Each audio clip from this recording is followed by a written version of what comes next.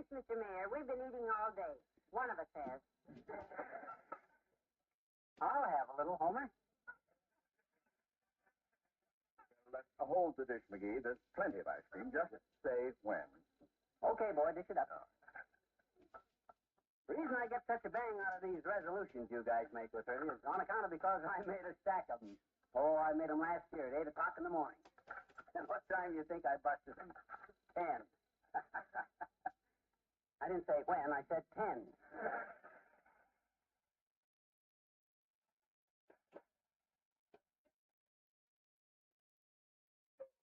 Oh, pardon me. That stuff is okay for you guys that need to improve yourselves, but a guy that leads the kind of a good, normal, healthy, friendly, kindly, honest, sincere kind of life I lead don't need them. When? Oui, Genevieve.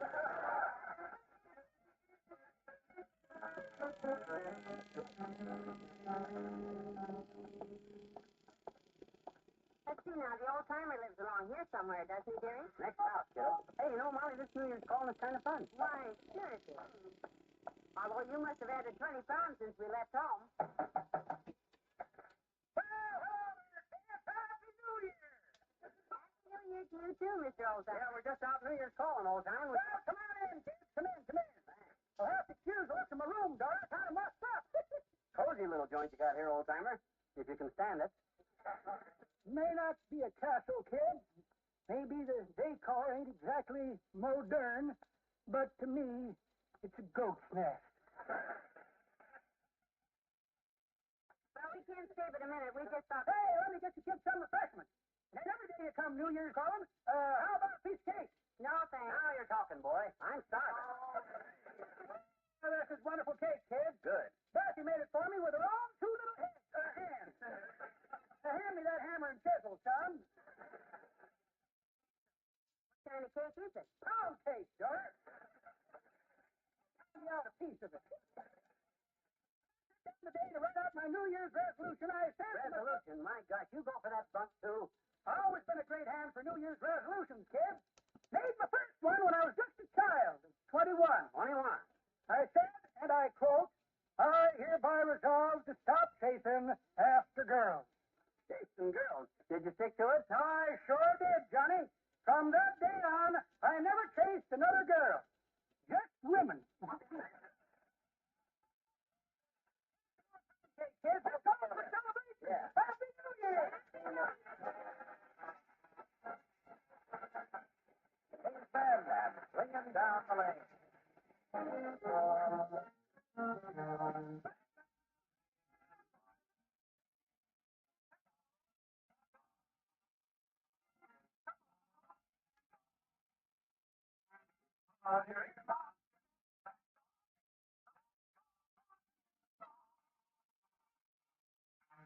Everybody hand in hand, swinging down the lane.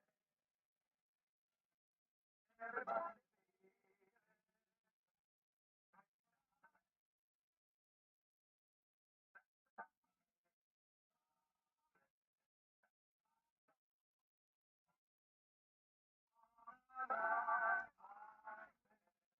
I'm all alone. The moon is on the rise, honey.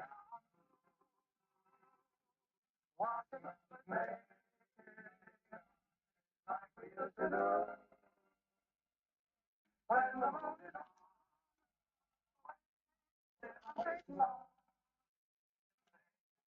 swinging down our lane with you. When the moon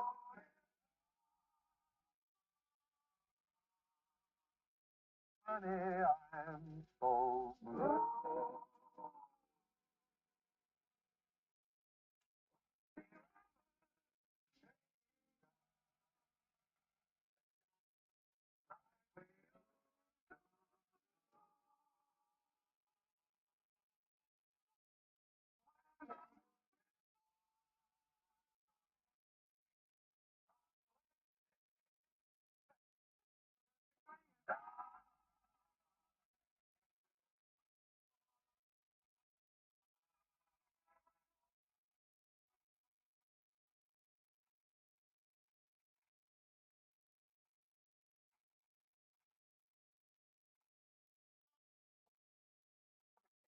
You know, I find this whole thing very amusing, Molly, this New Year resolution routine.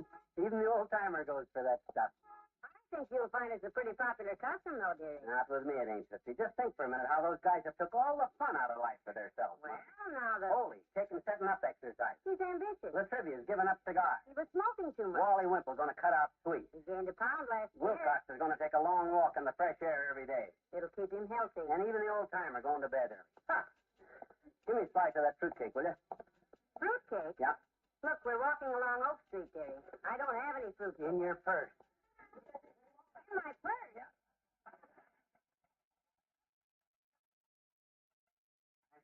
Put a few slices of fruitcake in your purse at Latrivia's house. Sure. Oh, I wrapped it up good, nice in a napkin. Oh, for heaven's sake. There. No wonder this bag felt so heavy.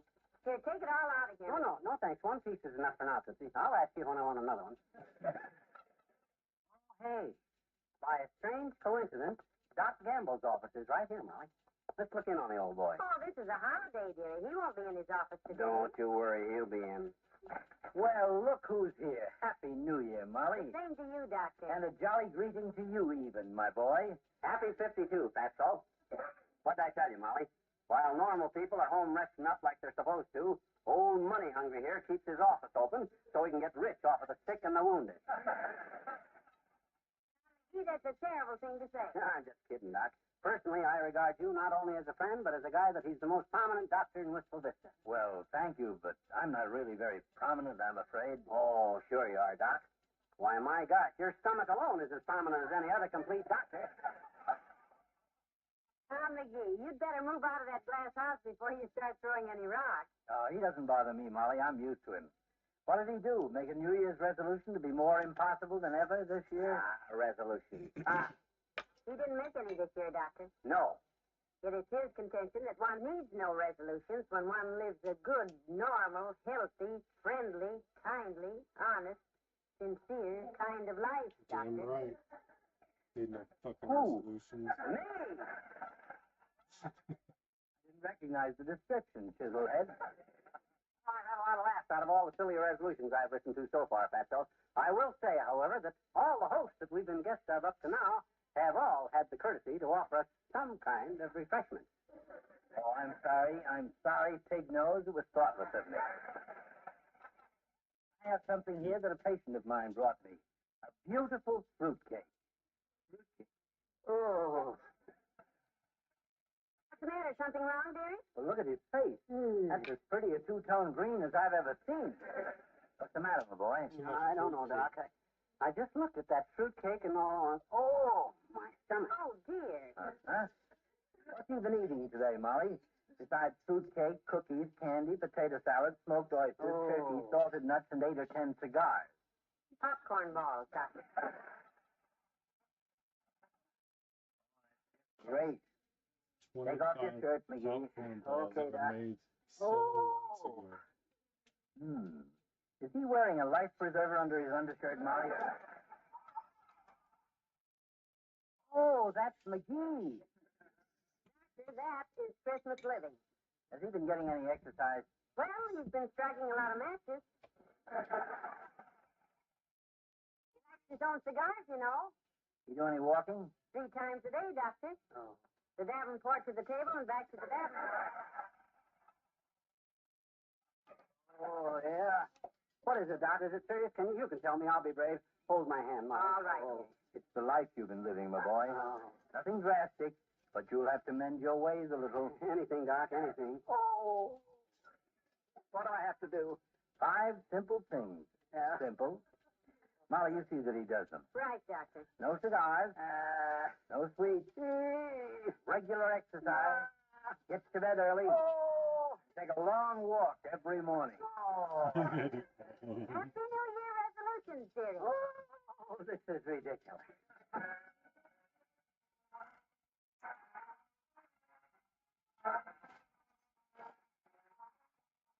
Fibber and Molly return in a moment.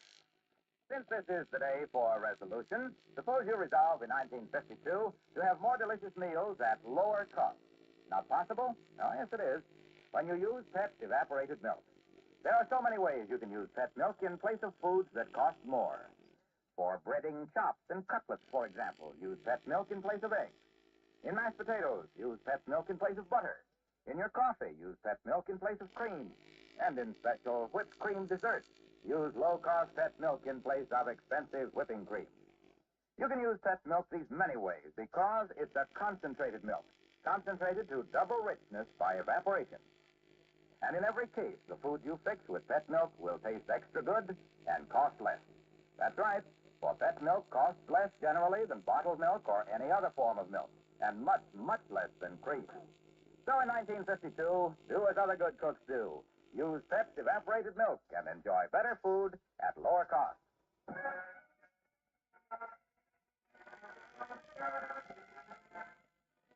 you comfortable now on the Davenport, dear? Yeah, I feel okay, I guess. Gee, I'm sure glad I got a chance to visit all our little friends before I got took sick.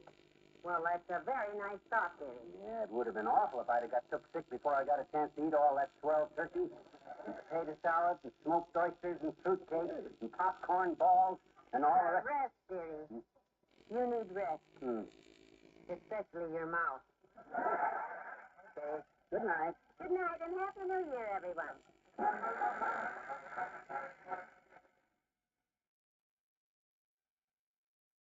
The first evaporated milk, Pet Milk, brings you Fibber McGee and Molly each week at this time. Be with us again next Tuesday night, won't you? Have you ever tried to change your whole life just by changing your looks? Well, that's what a young friend of Sally Carter's does with surprising results. In the story of the week on Pet Milk's Mary Lee Taylor program next Saturday morning. And immediately following the story of the week, Mary Lee Taylor gives you the special husband-tested recipe of the week for a main dish that's a big hit with men, barbecued corn and meatballs. Be sure to enjoy Pet Milk's big double-feature Mary Lee Taylor program next Saturday morning over this same NBC station. This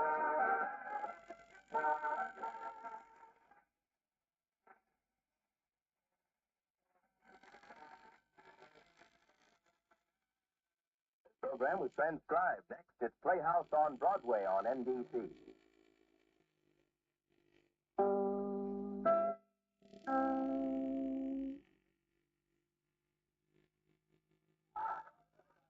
Milk program with Fibber McGee and Molly.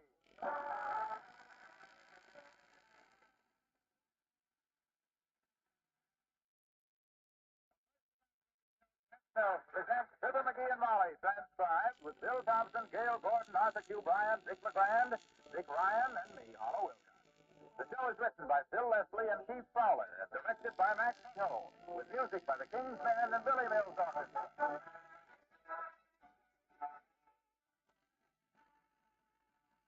When friends get together in the evening, there always comes a time when the happiest thing you can say is, how about a cup of coffee? And take my word for it, that good coffee you make will taste extra good when you serve Pep's evaporated milk with it. Pet milk is whole milk that's double rich, concentrated to double richness by evaporation. And it gives coffee such a good creamy color and fine mellow flavor. Once you use it, you'll probably be like so many others who would rather use pet milk than cream in coffee. Most foods that give you extra pleasure cost extra too, but not pet milk. Just think of it, pet milk costs less than half as much as ordinary coffee cream. So always have Pep's evaporated milk on hand for coffee as well as for cooking. Get some at your grocer's tomorrow.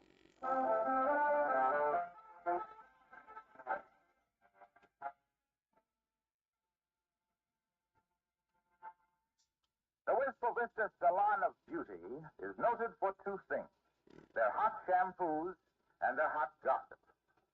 Here's a lady just home from there with a double order of each as we join Fibber McGee and Molly.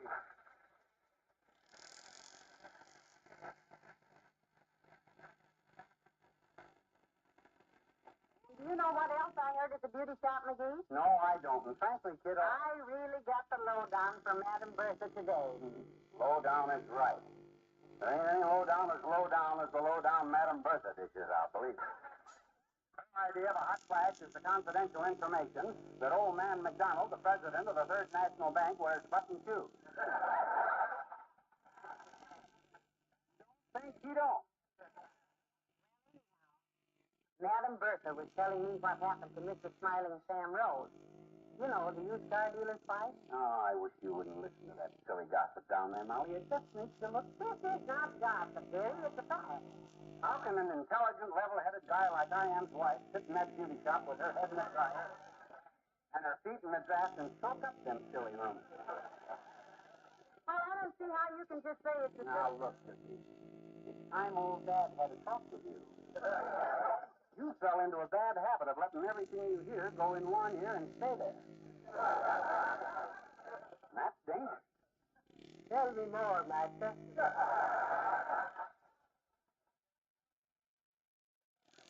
All right, I'll give you an example. Right out of history. How about Christopher Columbus? He started a rumor that the world was round and got people to believe in it. Of course he did. That's how he discovered America. Sure, and look what that led to. Gin rummy, jitterbugs, and jam sessions. Flagpole sitters, Florida real estate, and flying saucers. Ranch head, bebop, and banana burgers. Hot rods, hitchhikers, and head of hoppers hats. Yes, Political platforms, plastic plumbing, and plunging necklines. Small loan companies, and on top of old smoke. You kiddo, once the rumor gets started. hold it, Professor. Come in. Hello, Mr. Mayor. Nice to see you. Hello, Molly. McGee. Hi, Elizabeth. You're just in time to help us fight the small beef, boy. I'm trying to convince Molly that it's wrong to repeat a rumor. And I say he's making a mountain out of a molehill. What do you think about it, Homer? I would say, without hesitation or devious meandering, that rumors are predominantly to be regarded as nefarious delusions engendered by irresponsible malefactors, and that to credit and foster such unverified reports is both culpable and hazardous. Did you unscrew that and give it to me in section?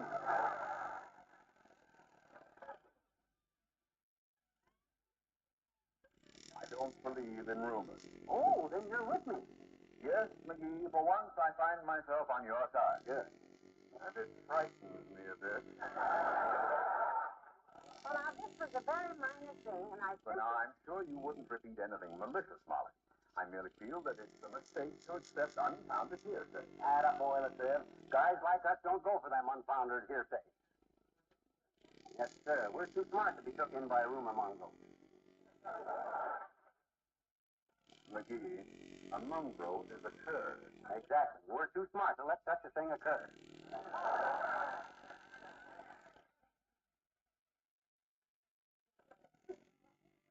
I wonder if it's too late to change sides.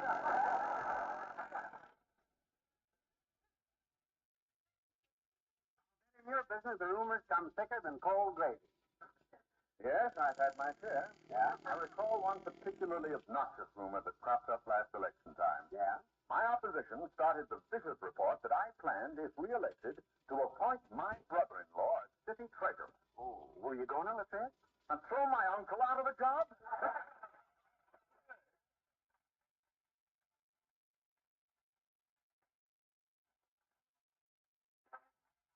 Billy Mills, the orchestra, and Manhattan.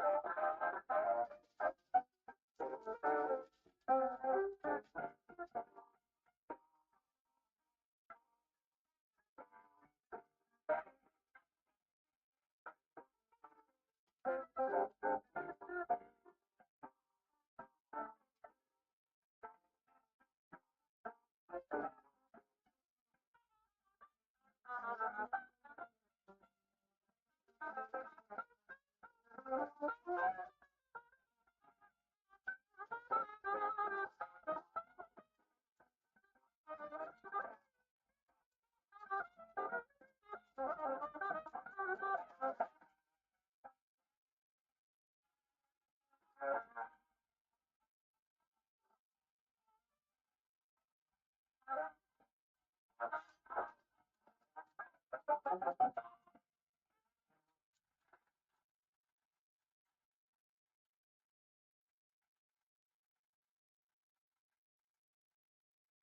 I say, kiddo, you gotta steer clear of this rumor racket. A rumor is like an octopus that reaches out and grabs innocent victims with them slithery things it reaches out and grabs innocent victims with. You mean it's tentacles? I guess that's the word. I was never sure whether an octopus had 8 tentacles or 10 aticles.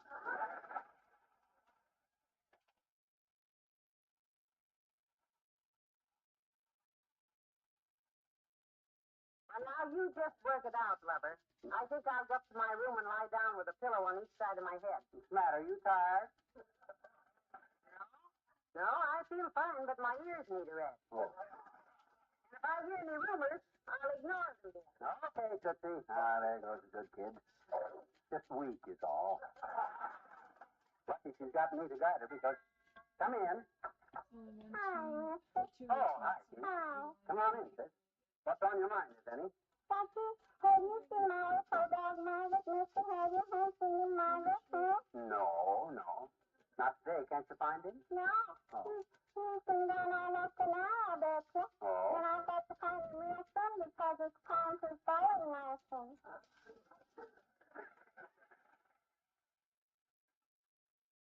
Say his bowling lessons? Mm-hmm. Oh. Yeah, he's been eating his food on the floor and I'm trying to teach him out of a bowl.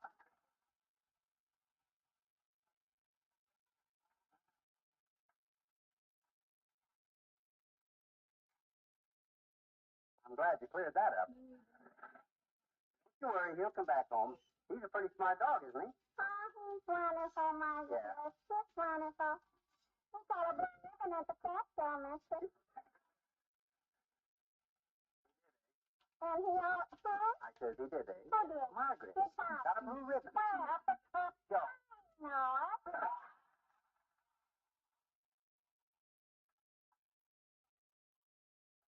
And the Don got it off the biggest crop there. Needed clearing up, too. One of them rumors, sis. You know what a rumor is. What's this? Yeah? Well, Chip has a room in his house. Oh? His name is Mr. Smith, and he runs... No. Not the kind of rumor I mean, Kitty. I was referring to the sort of rumor that gets spread around. Yeah, Mr. Smith. Hmm? Well, after I was on the top step yesterday, and Mr. Smith stepped on it, and no ball and she ever spread around the front hall. That's all very interesting. But the kind of rumor I'm talking about... That's all right. Yeah. Yeah. The kind of rumor I'm talking about, though, is a sort of a story that people start, and it just grows and grows and grows. Oh, boy, a story. Yeah. Tell me a story about rumors, Mr. Harry. Please tell me, please. All right, sis. I will. This story will show you what happens when somebody starts a rumor. Once upon a time... I've heard it.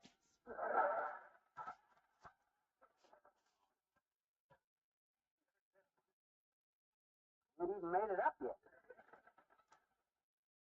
Okay. All right. Once upon a time, this whole country was just jumping with little green elves. And the little green elves and the people like us all lived together. They had their little houses right next door to the people's big houses, and the people would invite the elves in for coffee and donuts, and the elves would invite the people in for mushrooms and dewdrops. Well, sis, everything was wonderful till one day a man was watching an elf walk by, and this little elf walked in front of a green bush. Like I told you, the elf was green, and when he walked in front of the green bush, the man couldn't see him anymore. And he rushed home and told his wife that an elf had disappeared right in front of his eyes. So, the wife told a friend of hers, and she told a friend, and this friend told somebody else, so pretty soon, the rumor got around that elves were disappearing all over the place. So finally, the rumor got so big that people said all the elves had disappeared and there weren't any more elves. And that's why elves are still around today, only nobody can see them anymore.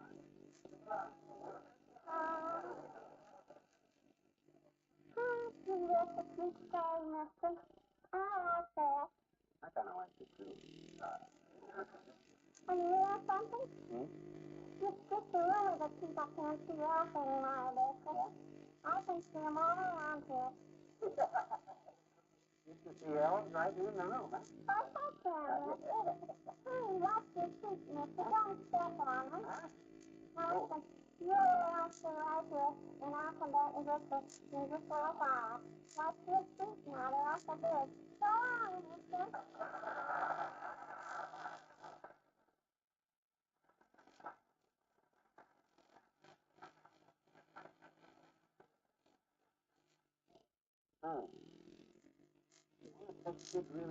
Oh, no. Couldn't be. He's just pulling my... Somebody here, dearie. Hey, watch your step, Molly. Watch your step. Don't step on the floor. I mean, you have a nice rest, kiddo? Oh, just wonderful. I lay down for nearly 3 minutes. Good. But I kept hearing voices down here, so I got up again. Oh, Jeannie was just here. I was telling her about rumors. I think I'll go lay down again.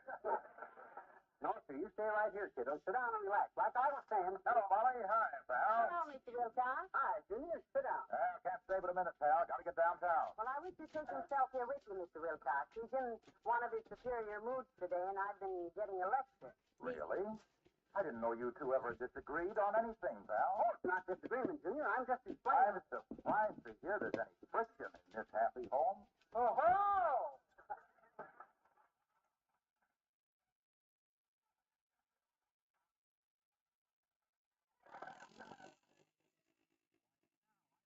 You were everything to Molly. Like that old popular song. I believe the title was, Here's the Salt in My Stew. No, Mr. Wilcox, you're the cream in my coffee. Oh, Molly, now you're done. Oh, Thank you very much, Molly. But the cream in your coffee should be thick. That's evaporated milk. Now he's doing it with song titles. Think with mirrors.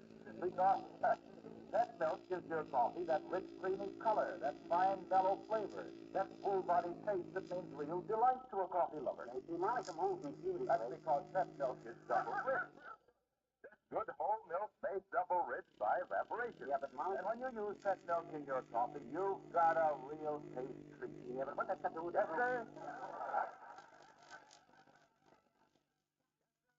My favorite American poet once wrote, and I quote, like your coffee rich and mellow, use that milk.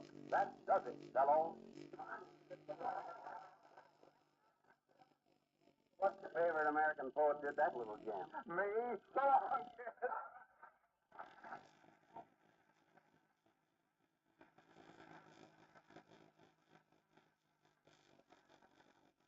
well, I never knew Mr. Wilcox was a poet, did he? No, just another rumor, kiddo. As I was about to explain to you how a rumor gets a start. Here's my chance to show you what I mean. I'm going to start a rumor, and I'll tip you off, and I'm going to plant it. Come in. Oh, hello, Mr. Oldtimer.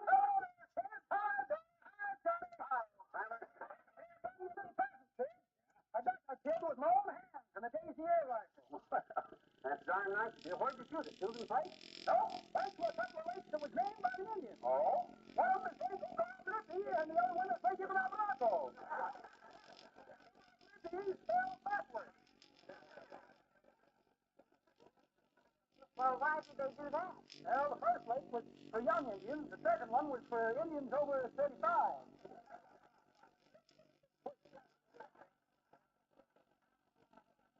Which lake did you shoot the duck on? The first one, I ain't no Indian. It was exciting, Johnny.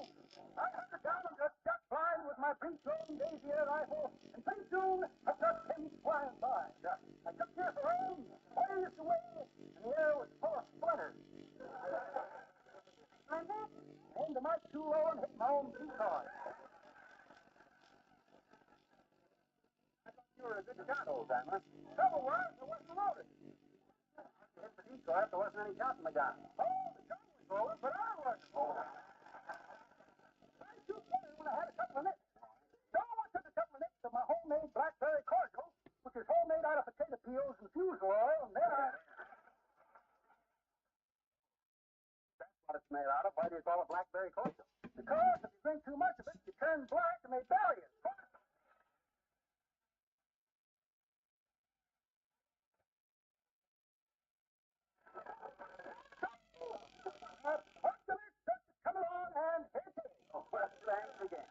Okay, Molly, watch this, kiddo. Here goes the birth of a rumor. I'm listening. Hey, old-timer, you know Harry Jones? Who, Johnny? Harry Jones. Oh, sure. Know him well. What about him? Well, get this. I was downtown today, and I saw him at the luggage store at 14th and Oak looking at the suitcases. You did? That's real interesting, Johnny.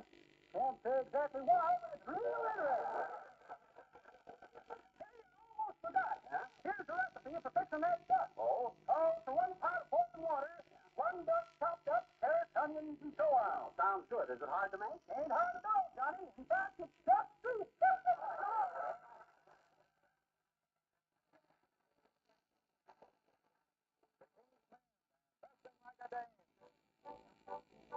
We got the light on the sand, we got the light on the sea, we got big time on the tree, we got volleyball and ping pong and a lot of fancy games. What do we got? We got days. We get packages from home, we get movies, we get shows, we get music from a skipper and advice from Tokyo. We get better stuff with perfume, we get dizzy from the smell. We got nothing to put on a clean white. We got nothing to look masculine and beautiful. There's nothing like a day.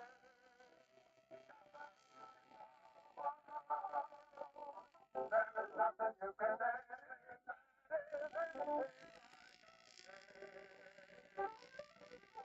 We feel lonely and we long for the fair and gentle sex. We would like to feel a feeling of the arms around our neck. We feel hungry as a wolf when he left red riding hood. What don't we feel? We don't feel good.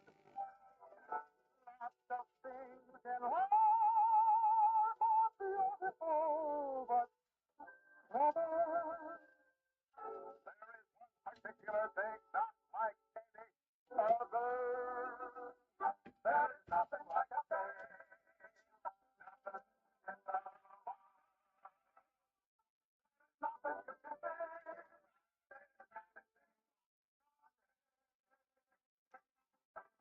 No book like a day. And nothing looks like a day. There's no drink like a day. And nothing thinks like a day. And nothing acts like a day. Or attracts like a day.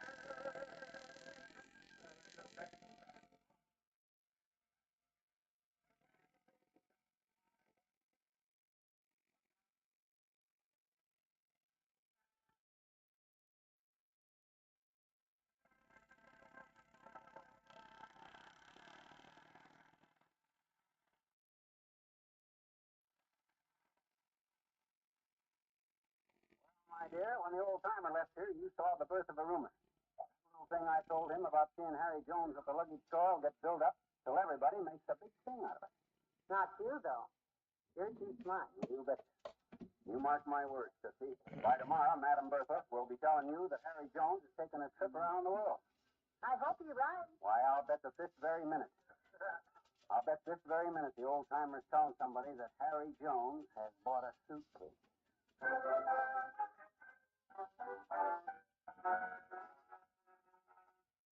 Hey, that's the background Hello music. there, old now. timer. What's new? Oh, nothing much, except for what I heard about Larry Jones. Know him? Larry Jones? He's a patient of mine. Besides He's the this damn cashier at the Third fucking National song. Bank. Hey, he is, ain't he? Hadn't thought of that. Anyhow, he's been down at the luggage store getting himself a couple of trunks. Trunks, huh? Funny, he's already had his vacation. Well, he sure needed some new luggage, Doc. You ever see that old bag he took with him? I never discussed my patient's wives, Ghost.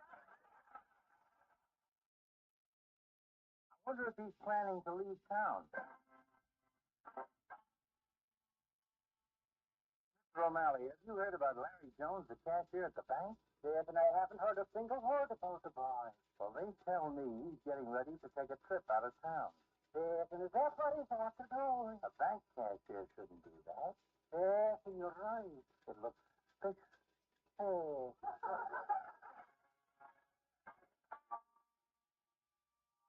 Cashier Oh, can't it's take a a fucking terrible thing vacation. altogether, Mr. Wilcox. There's probably a bit of money missing from the bank. You don't say so, Mr. O'Malley. You know how much is missing? Oh, 5 or 10,000. Just a drop in the bucket. Well, Speaking of a drop in the bucket, I was on my way to get some beer. Good boy.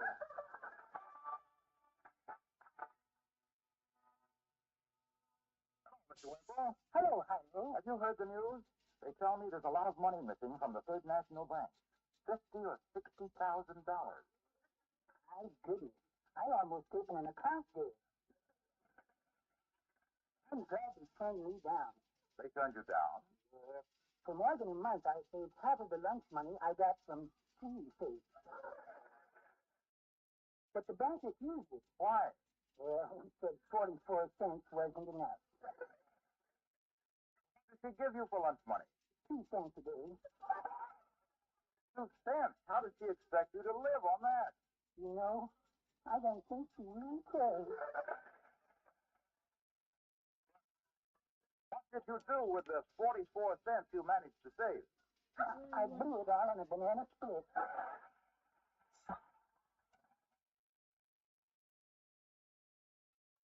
Simple, you're amazing. You starved for more than a month to save 44 cents and then spend it on a banana split. Well, easy come, easy go. How much did you say was missing from the bank? Oh, $80,000 or $90,000 probably.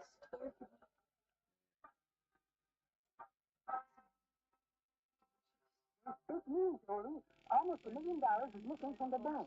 I got so simple, well, Doesn't seem to We're just bother playing you. vanilla. that should have bothered me. Me and the missus don't put our money in bank. We use it over in the mattress. And a mattress? Or maybe Sure, there's half more. in Max in bed and half in the missus in bed.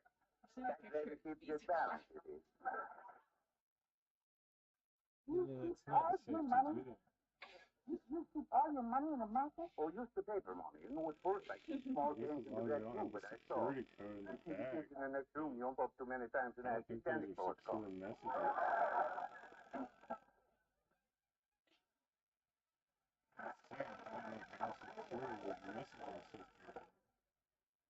Santa Claus? Why? That every time I turn over, jingle, jingle, jingle.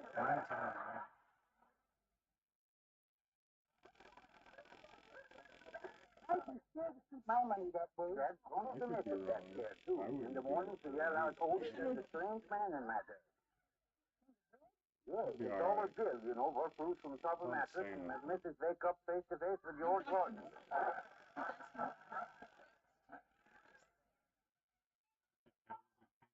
Well, you're lucky not to have money in the bank.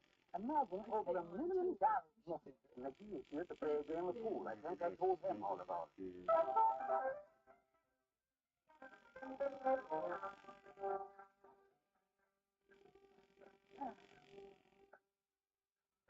Hey, McGee, I've been looking all over for you. It's supper time.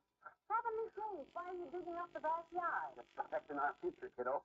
The Third National Bank is going bust. What? Where'd you hear this? I got the dope straight from Ole at the Elks Club and rushed right over and drew out all our life savings. Yeah, but McGee, this may be just a rumor. Rumor, my classical. You know me better than that.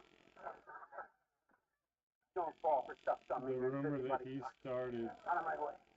Stand back, kiddo. I want to bury this all dough. he said was that somebody was going on vacation.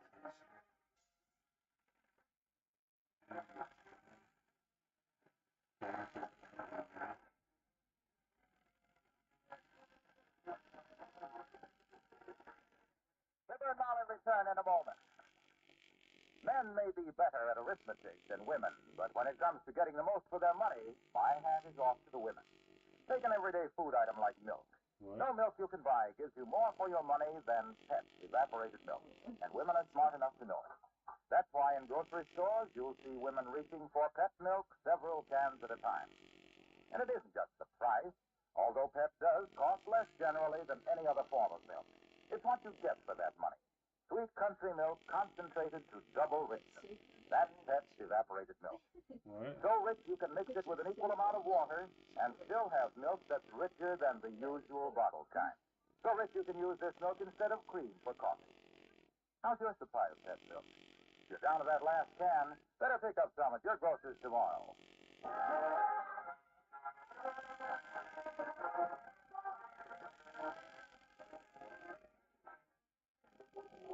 Mrs. Coop phoned last night, Jerry, right after you got to sleep. Yeah? You know what? She heard the rumor that prowlers had been seen in the neighborhood and thought she ought to warn you. Prowlers? Oh, my gosh. And our door out there in the backyard. Don't you worry now. Huh? I told her very proudly that my husband does not believe in rumors. Yeah, but... Well, now, let's not overdo this thing, kiddo. You know that... Then I went out and dug it up. Oh. Come on, get your hat. This money goes back to the bank. Oh, okay. Good night. Good night, all.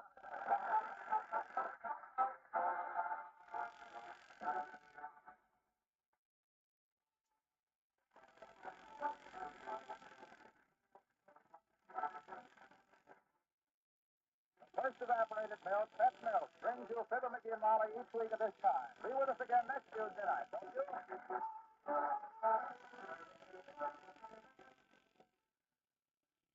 Sometimes, suddenly and unexpectedly, something happens that could change all your dreams and plans for the future.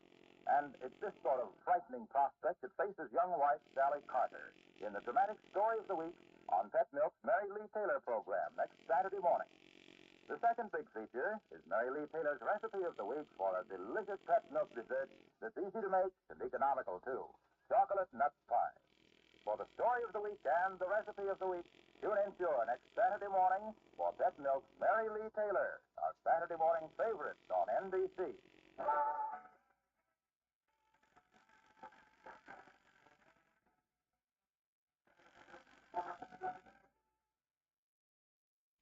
Next is Playhouse on Broadway, starring Linda Darnell on NBC.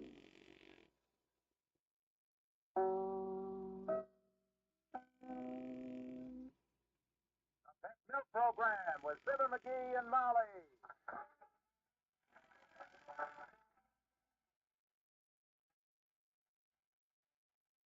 First evaporated milk, Pet Milk, presents Fibber McGee and Molly with Bill Thompson, Gail Gordon, Dick LeGrand, Myra Marsh, Colleen Collins, Bob Bruce, and me, Harlow Wilcox. The show is written by Phil Leslie and Keith Fowler and directed by Max Hutto with music by the King's Band and Billy Mills Orchestra.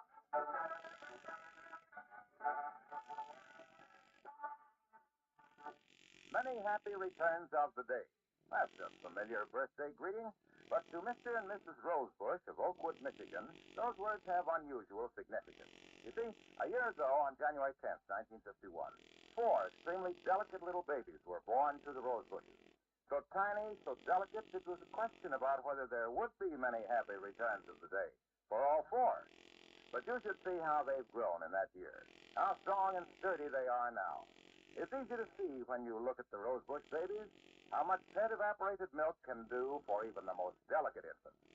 And it's easy to understand why their doctor approved pet milk for their feeding. For this safe, easy-to-digest milk is always uniformly rich in all of the substances that help a baby to build sound teeth, strong, straight limbs, and to make sturdy, steady growth. We know it was a very happy birthday at the Rosebush home last Thursday, and we at Pet Milk Company are glad and proud to have had some part in making that day such a happy one.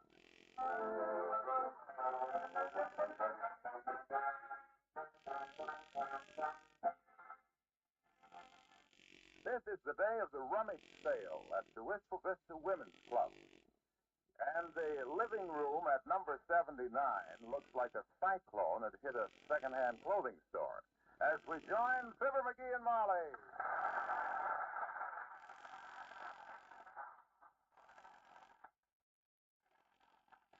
I told some of the ladies we take their stuff down to the sale for the McGee, so they dropped it off here, you see. Oh, yeah, they should have dropped it off the dock at Dugan Place.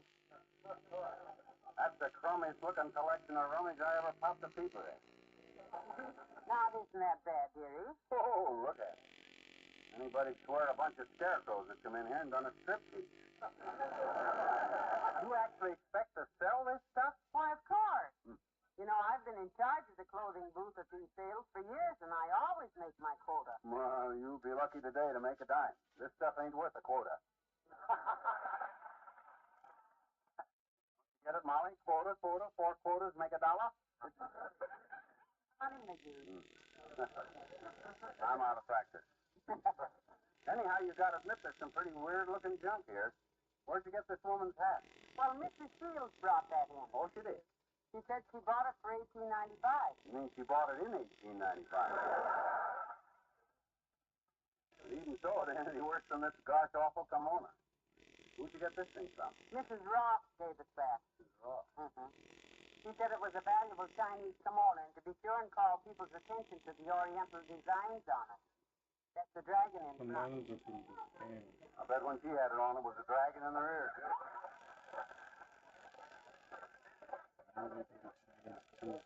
Boy, if this is the kind of stuff we got to sell. Oh, no, I'm not worried, sweetheart.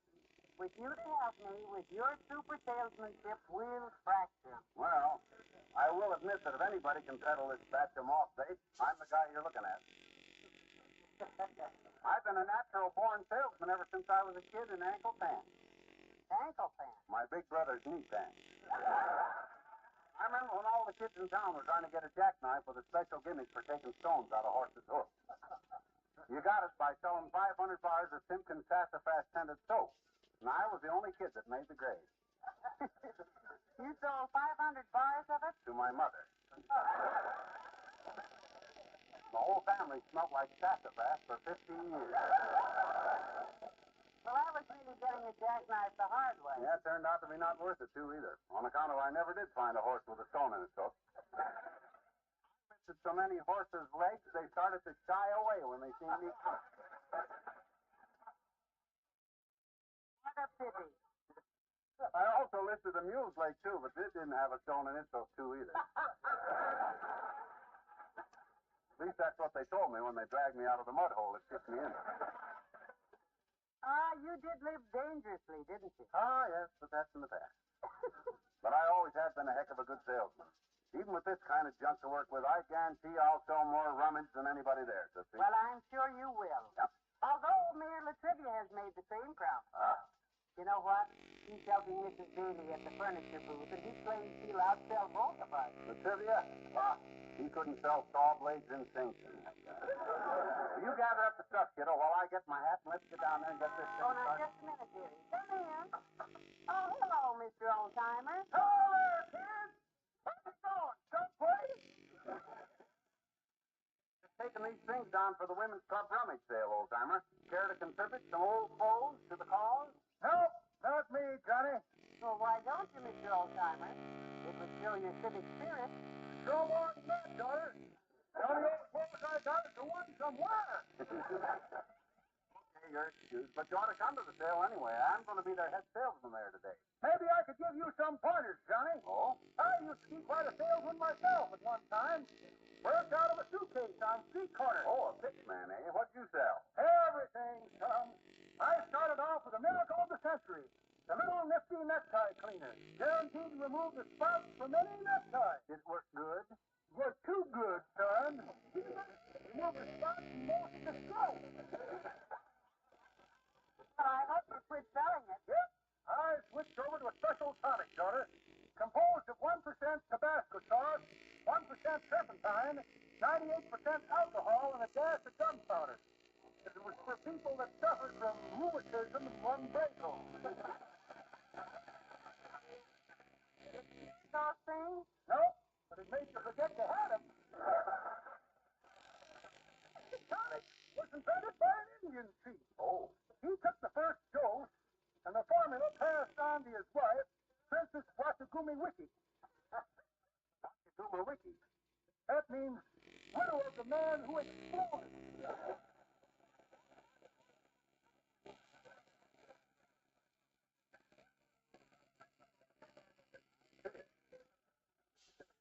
Guy took a powder and blue, did he?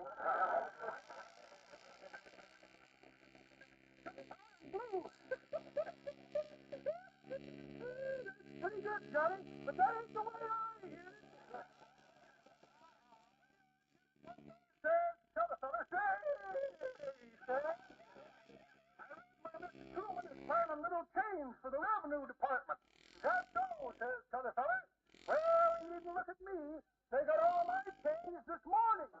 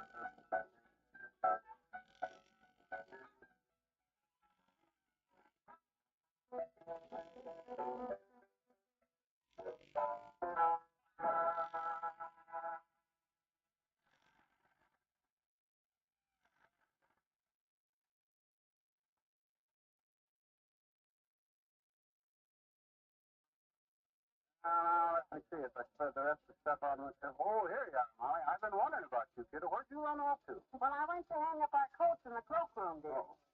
Quite a few people starting to come in, aren't there? Yeah, I already made one sale. I'll never make another one. You know that straw skimmer that Mort Toops donated? You mean the one with the band that says Chicken Inspector on it? Yep.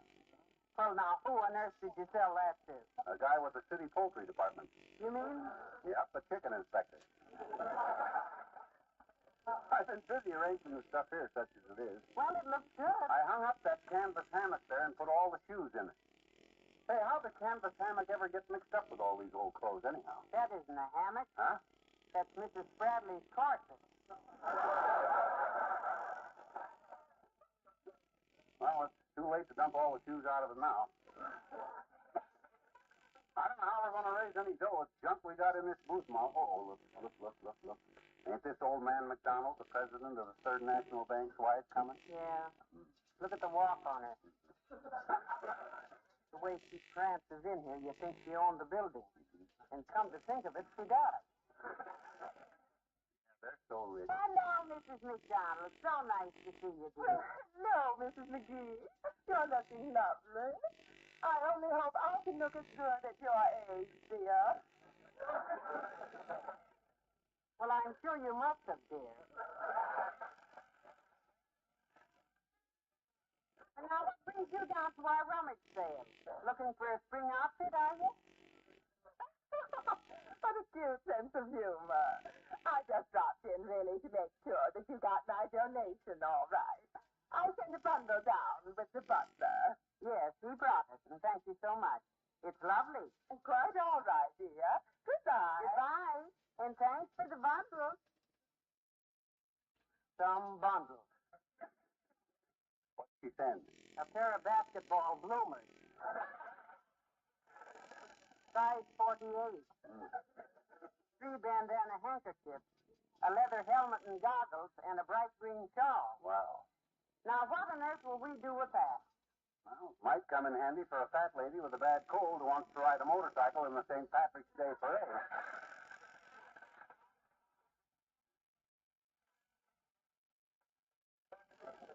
Give me me the bundle and I'll stir up some action. All right, folks, how much am I bid for this bundle?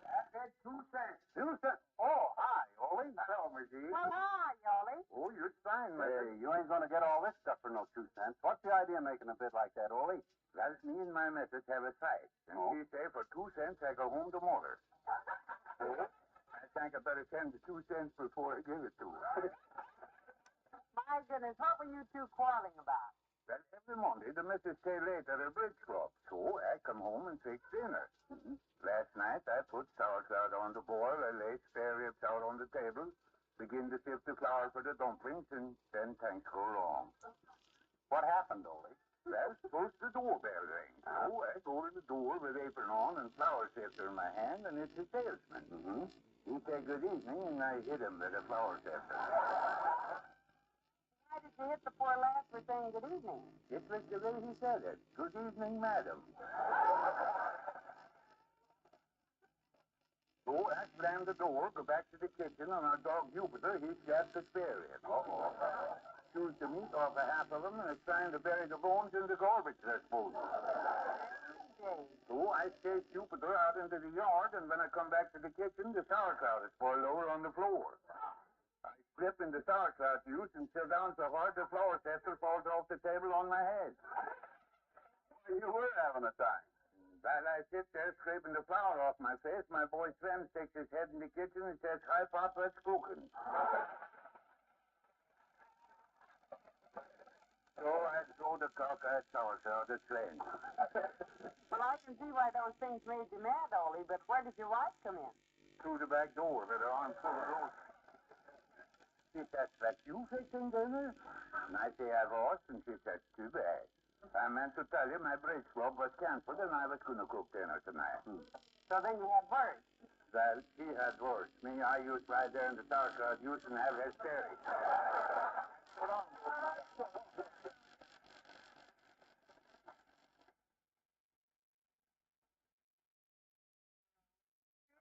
Just trouble, Yeah, I got mine, too. Trivia is probably doing a land office business at his booth, but me, with this junk we got to sell, I haven't got a chance. Say, McGee, try selling this red silk petticoat Mrs. Robinson gave us. Oh. That might attract attention. Yeah. It did the night her house caught fire and she ran down the street in it. Yeah, give me it. By George, Hello, Molly. Hi, pal. Hello, Mr. Wilcox. Hi, Junior. Could I interest you in a silk petticoat? No, pal. You in a silk petticoat wouldn't interest me at all.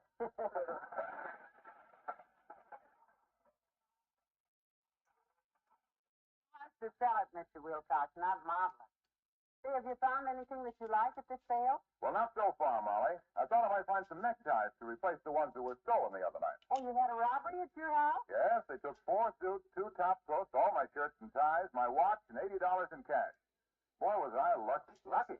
Sure. If they'd thought to go into the kitchen, they'd have taken the platter of barbecued corn and meatballs that I'd made with fed evaporated milk. Oh.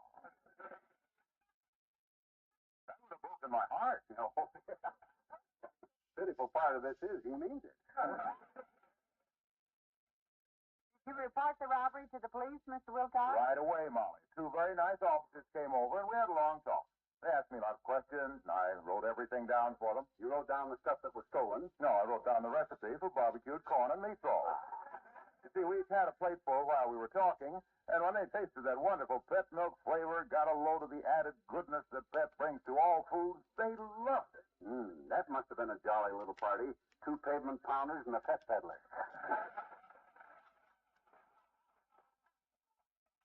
Now, Mr. Wilcox, I hope you find some neckties you like at our rummage sale. Well, as a matter of fact, Molly, I've given it up. I'm going home and have a rummage sale of my own. A rummage sale of your own? Yes, I'm going to rummage through the icebox, get out the barbecued corn and meatballs, warm them up, and sail right into them. So long now. So long, Hilo.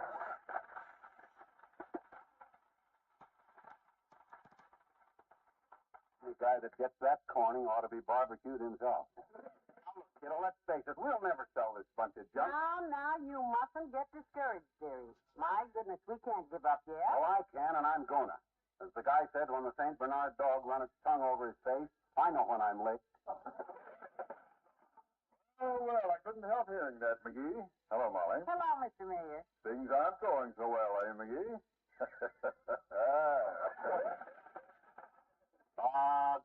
buy a pig.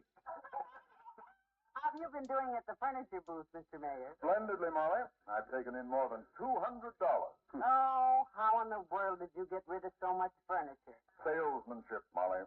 Hope. Ingenuity. Ha!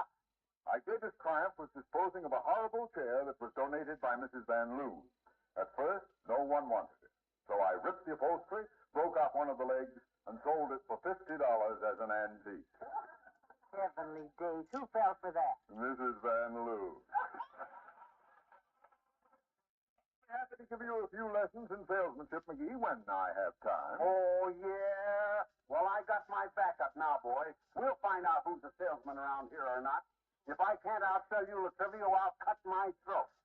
If you'll do that in the Civic Auditorium, I'd like to have the ticket concession. See you, Molly.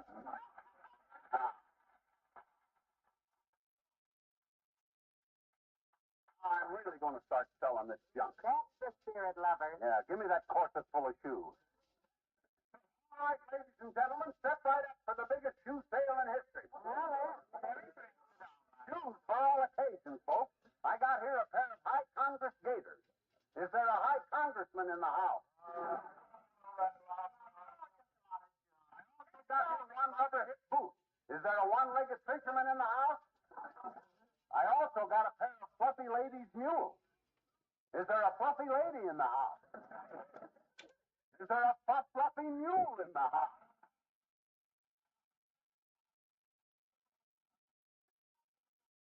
You're leaving, dear. And don't away, folks. Don't away. So I tell you what I'm going to do. I'm offering these gents walking shoes with real curl buttons for only 50 cents. And I'm throwing in the Congress gaiters. I'm throwing in the rubber hip boots.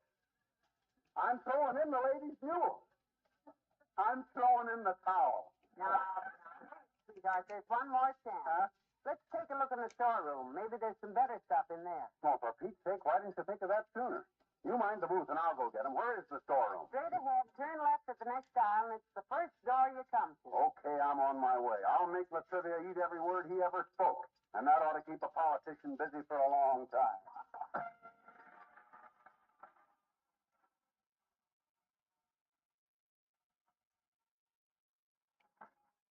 And never.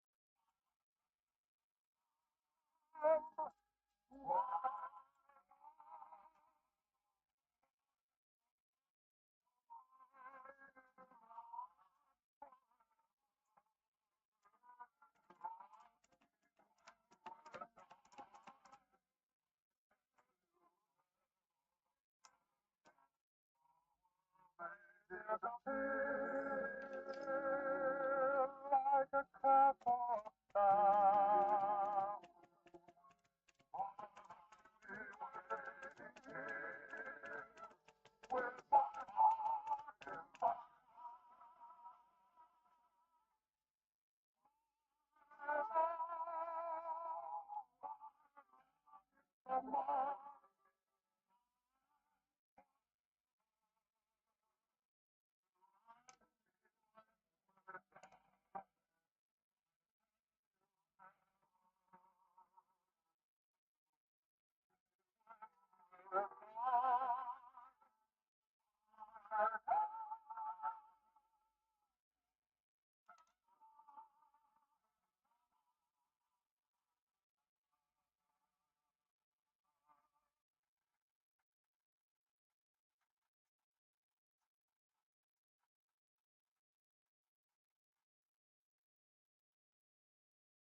You know, these clothes I got out of that storeroom ain't bad at all. Oh, they're much better.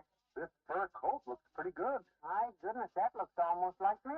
You know, this better class stuff is going to give me a chance to show the Serbies that the old master ain't lost his touch. When the crowd sees... Uh-oh. Look who's coming. Oh, my gosh, it's that Miss Trotter. The busiest body in Wistful Vista. Can't we pretend we don't see her? That old bat's nosier than an anteater at feeding time. Too late. Well, if it isn't the McGees. How are you, my dears? Just fine, Miss Trotter. We haven't seen you for quite a while. No, that's true. Although I believe I caught a glimpse of you at the movies last Friday night.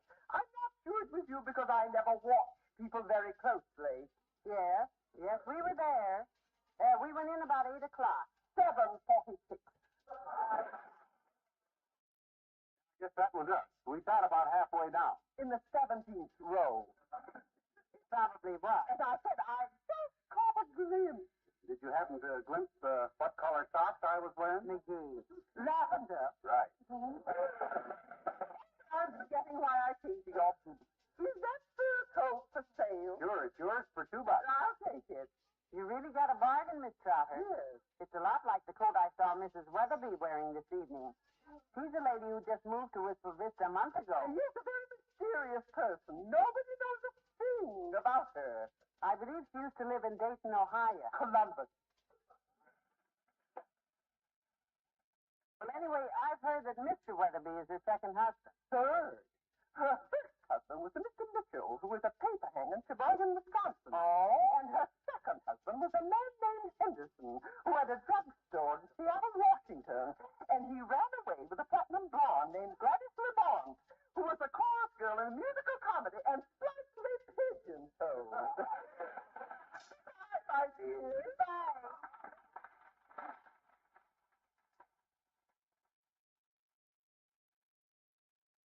No, this town don't need a newspaper. Miss Trotter could just go around and throw herself on everybody's front lawn. She bought something. Yeah, and that broke the ice, Tootsie. Hand me that tan top coat. Now's when I start the score. Here you are. This way, ladies and gents, for the real bargain. Real bargains here. Who'll give me $1 for this handsome tan top coat? It's yours, Spot. Take it away. Now, here's one for the lady. A hat that's so damn bright and smart that it even looks like a hat. Do I hear $2? You certainly do. That's for me. All yours, sis. Now, here's another top coat, made of camel's hair, and just like new. The hair must have come off a camel that was only drove once a month by a wealthy Arabian from Pasadena. It's going good now, so let's bid on this one. Somebody start it off. $2. $3. $5. Keep fighting, fellows. I hate peace. Who's ready?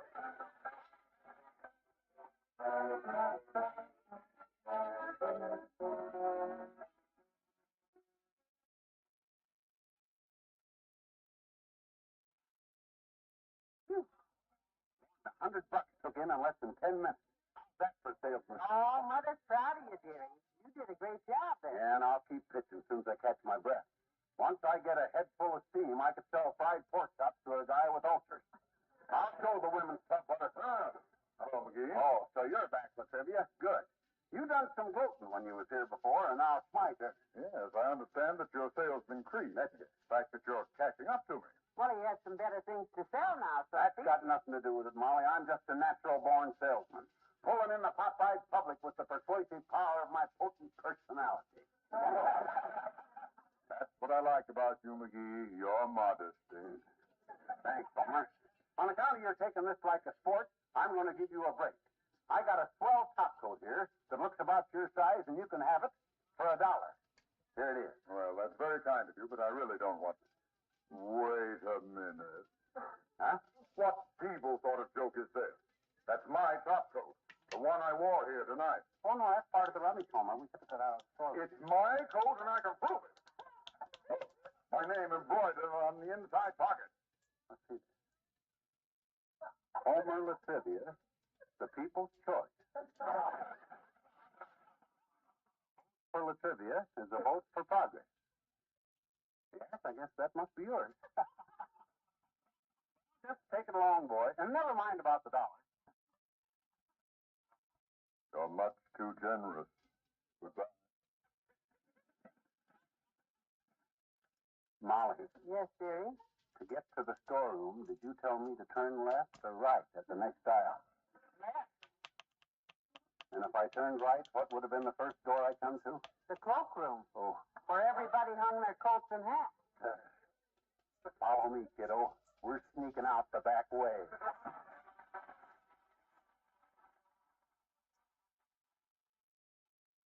Fibber and Molly will be back in a moment. Pet milk, the first evaporated milk, is the first food for millions of happy, sturdy babies.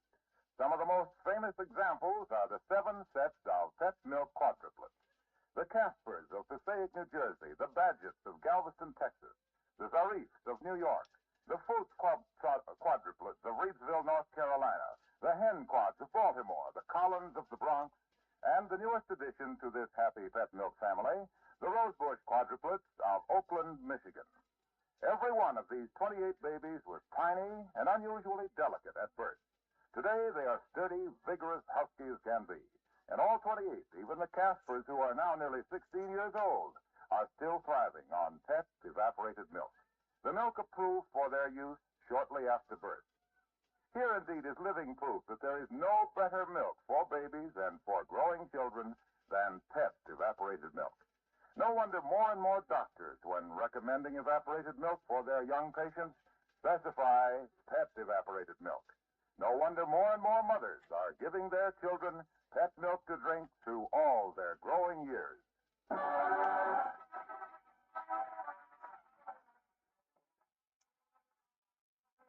Oh, boy, I'm glad to be home, Molly. We just got in the house in time, too. You know that? To keep from getting killed, you mean? No, to listen to the radio. Eddie Cantor's program is on tonight, sister. Heavenly days, I almost forgot. Yeah. NBC, isn't it? Yep. How is it them announcers say it? Stay tuned for the Eddie Cantor program, which follows immediately on most of these stations. Right. Good night. Good night, all.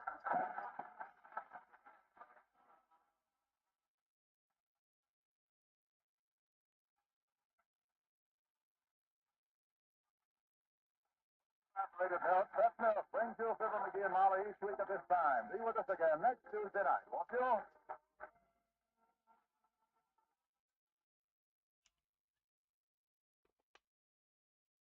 Do you like your love stories to have a happy ending? Well, then be listening when young wife Sally Carter tries a rather unusual method for patching up a lover's quarrel. It's the story of the week on Pet Milk's Mary Lee Taylor program next Saturday morning. Immediately following this surprising story, Mary Lee will tell you about a wonderful new dessert that's right for everyone in your family from the youngsters on up. The name of it, Baked Peach Custard. And how to make these tempting peach custards, you'll hear next Saturday morning when you tune to Pet Milk's Mary Lee Taylor program.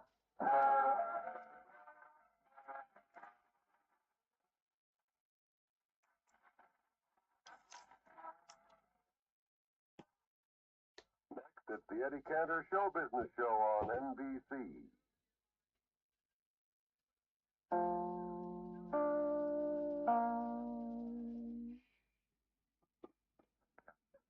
The Pet Milk Program with Fibber McGee and Molly.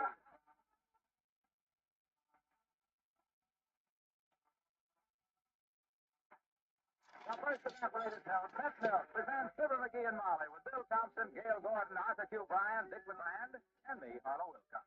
The show is written by Bill Leslie and Keith Fowler and directed by Max Hutto with music by the King's Band and Billy Mills Orchestra.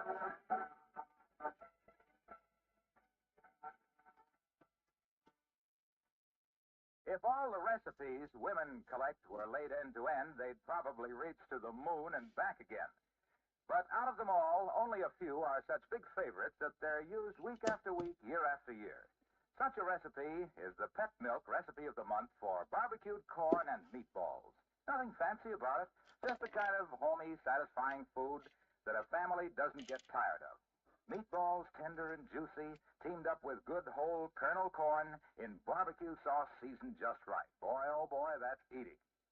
And what makes those meatballs so extra good the family wants them extra often? Pet evaporated milk. If you've never tasted meatballs made the Pet Milk way, you just don't know how good they can be. So take my advice, and tomorrow get the pet milk recipe of the month for barbecued corn and meatballs. It's being featured right now in grocery stores from coast to coast. Look for the recipe and give your family this pet milk treat of the month soon.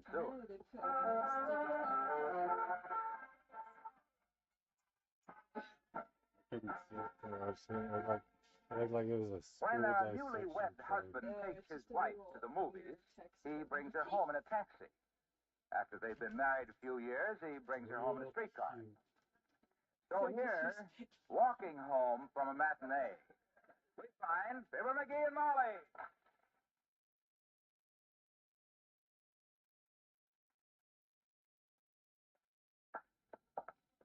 Oh, that was a wonderful picture, McGee. I just enjoyed every minute of it. Enjoyed it. My gosh, you cried your eyes out through the whole picture. That was the soggiest popcorn I ever tasted. Well, it's the way women are, dearie. We always enjoy a good cry. Now, you must have all been having a picnic today, then. Every dame in the joint was bawling like a calf with its tail caught in a barbed wire fence. Some fun. Well, come clean now, dearie. Didn't you ever cry at a movie yourself? Well, once when I was a kid. Well, good. Yep, it was one of them Western pictures where some pioneers were caught in a snowstorm in the wilderness, and a bunch of wolves come along and ate them all up. Oh, my goodness, no wonder you cried. Those brave people being devoured by wolves. Oh, it wasn't that. I cried because there was one poor skinny little wolf that didn't get himself a pioneer.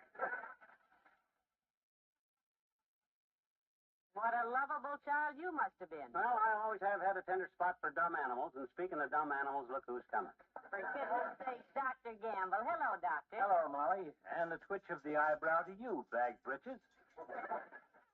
Hi, hello, Belly. Just over to your house, Molly. You had an appointment at my office for a checkup this morning. Oh, dear, I forgot all about it, Doctor. McGee and I went to the movie. Oh, well, don't worry about it. Can't be much wrong with a woman who's lived with this little monster all these years and managed to survive. That tough talk don't fool me none, Fatso. You love me and you know it. Oh. To put new words to an old song, like a schoolboy loves geometry, that's how I love you. As I was saying to the fellows during the Penny Ante game last night, what a relief. Hey, wait a minute. There was a poker game. How come you forgot to call me? We didn't forget. It was purely intentional. The way you behaved at the last session made you about as popular as a busted flush. Gosh, I didn't act no different from usual. Exactly. What did he do, Doctor? Well, we just have a small game, 10 chips for a penny, and this mad plunger said he'd take 5 chips and pay for them with an IOU. I was only kidding. We persuaded him to buy a whole nickel's worth, and the game started. Dealer's choice. When it came his turn to deal, he said we'd have a hand of double-breasted Willie in the woodwork. I never heard of that one before. Neither had anybody else. According to this half-baked Hoyle, it's played with all spades wild except the king, which becomes a deuce of hearts if you have a club in your hand, or a tray of clubs if you have a diamond in your hand higher than the 7. Also, the red 5s count double if you have more black cards than red cards. The man on your left has a one-eyed jack. Well, how could you remember all those rules? We couldn't, so McGee won every time he dealt. When the game was over, he discovered that he was short 1 chip, value a 1/10 of a cent. Lock the door, screamed Gaylord McGee, the riverboat gambler. I've been robbed. Heavenly days. He insisted that we all strip to the skin so he could search us. We picked him up, tossed him out the door, and the missing chip fell from the cuff of his trousers. Well, I can understand why he wasn't invited again. Yes, without McGee, we had a quiet, simple game of penny ante. Nothing was wild, including the players. Goodbye, my dear. Goodbye, Doctor.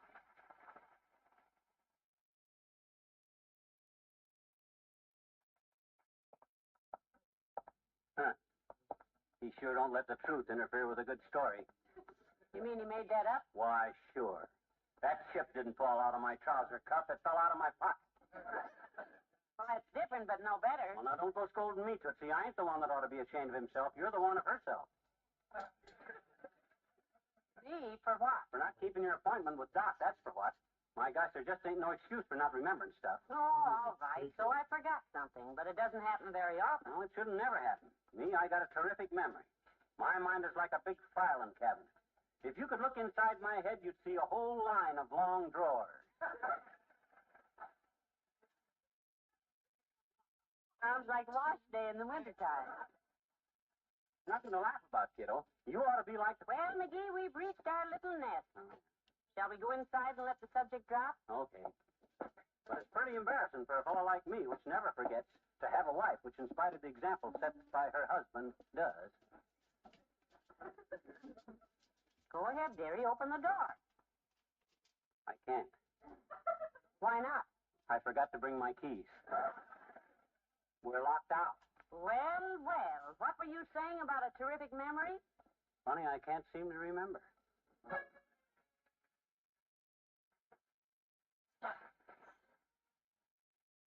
Billy Mills to the orchestra, and I talk to the trees.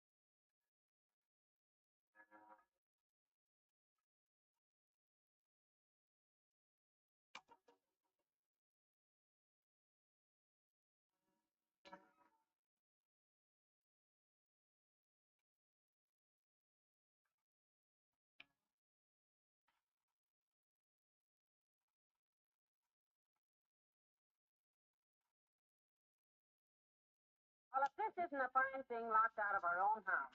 Didn't you bring your keys either? I didn't even bring my purse. Oh? I left all those little details to my lord and master with the long drawers in his head. What do we do now? Go downtown for dinner, I hope? No, it ain't that serious, Tootsie. There's ways to get in without a key. Well, name one. Well, we could dig a hole under the house and crawl around till we found a loose board in the floor. Forget it, huh? Yes. Look, what about the windows? I know the front windows are locked, but we could put a ladder against the house and try the upstairs windows on the side. Say, that's a great idea. I was just going to think of that myself. Not the other person. Well, good. Run, get the ladder out of the garage. Oh, I'm way ahead of you, kiddo. I already done that. Week before last when I had the gutters cleaned out. It's laying right down here in the flower bed. Well, good. Well, come on, grab one end of it. All right. I'll get a hold of... No, not the big end of it. That's too heavy for you. You take the little end, Tootsie. Oh, thank you. Yeah. That's thoughtful. There, I've got it. You got the big end? No, a ladder always works better if you leave one end of it on the ground.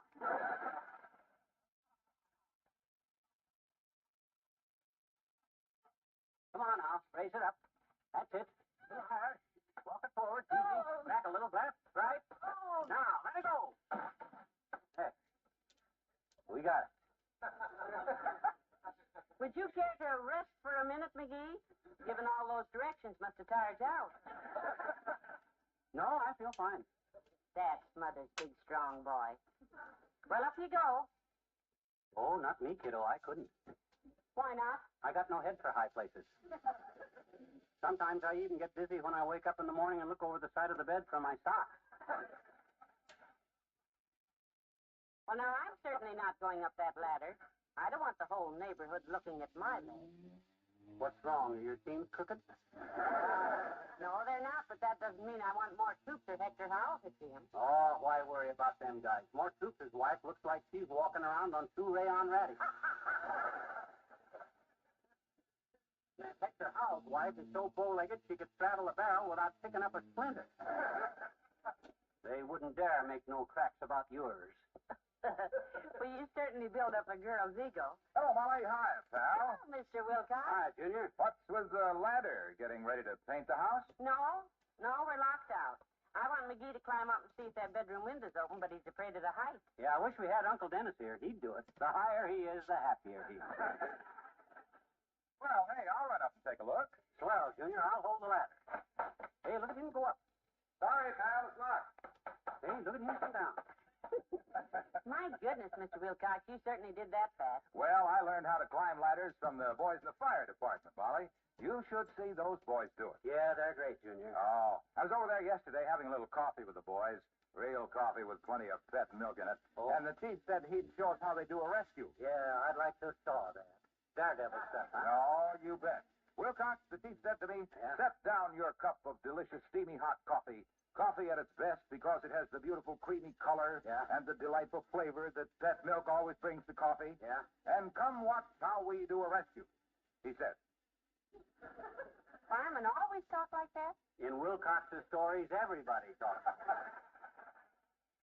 Go on, Junior. What happened? Well, the chief grabbed a cup of coffee, sloshed it full of pep, and ran up a 10-story ladder with it. With the coffee in his hand? No, in a cup. Too hot to hold in his hand, you see. Anyway, he reached the top, made his rescue, and started down. Boy, I'd like to saw that. Ah, what a picture. What a picture of skill and daring. Yeah? The fire chief nonchalantly climbing down an 80-foot ladder with a beautiful blonde under one arm and a cup of coffee with that milk in the other hand. My goodness, down a ladder, no hand. Boy, I'd like to saw that. Well, sir, What? let me tell you. About halfway down, he suddenly hit a spot where the ladders joined, and he had to have one hand free. See? Boy, I'm afraid that's what he did, Junior. Well, he did the only thing possible, of course. Yeah. He dropped the blonde and grabbed the ladder and never spilled a drop. Dave, he dropped the girl and held on to the cup of coffee? Why, sure. Any intelligent, able-bodied, red-blooded coffee lover faced with a choice like that, a choice between a beautiful blonde and an even more beautiful cup of coffee, coffee with the handsome, creamy color and the tantalizing flavor that evaporated milk gives it, well, gee whiz, anybody would... Am I going a little too far with this? Yes. Yes, Mr. Wilcox. No, Junior, you can go a little farther. Go home. Okay, so long.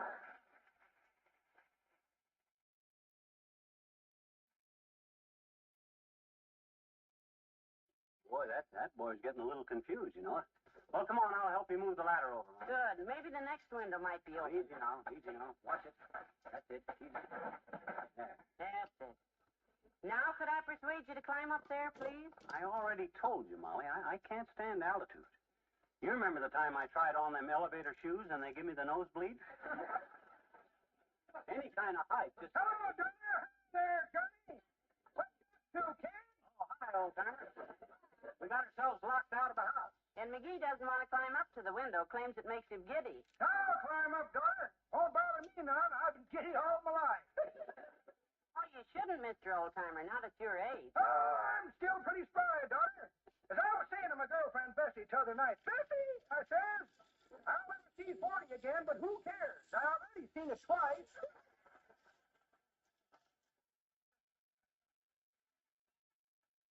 Bessie getting along these days. Oh, fine, Johnny. Good. Had a little spat a while back, but now we're cooling like 2 pigeons full of popcorn. What was your little spat about? Well, a couple of weeks ago, I took Bessie on a tour of the hot spots. Nightclubs, eh? Nope, them open gratings in the sidewalk. You like to stand over them and feel the hot air come up.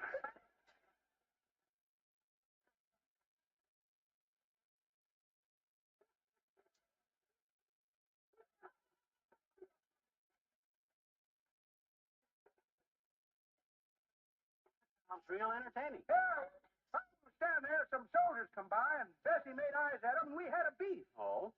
Next day, I got to thinking, if Bessie was so crazy about uniforms, I'd get one myself. So I went down to the recruiting office and lied about my age. Yeah, how'd you make out? Fine, Johnny, till I took off my shirt, and there on my chest was tattooed, "Remember the Maine." I suppose you gave up after that. Nope, I kept trying, but he was pretty discouraging. Said soldiers had to march a lot, and then he made a ridiculous request. What was that, old-timer? He said, "Let me see your legs, Pop." I said, "I can't make my legs pop, Buster. Would you like to see my eyes?"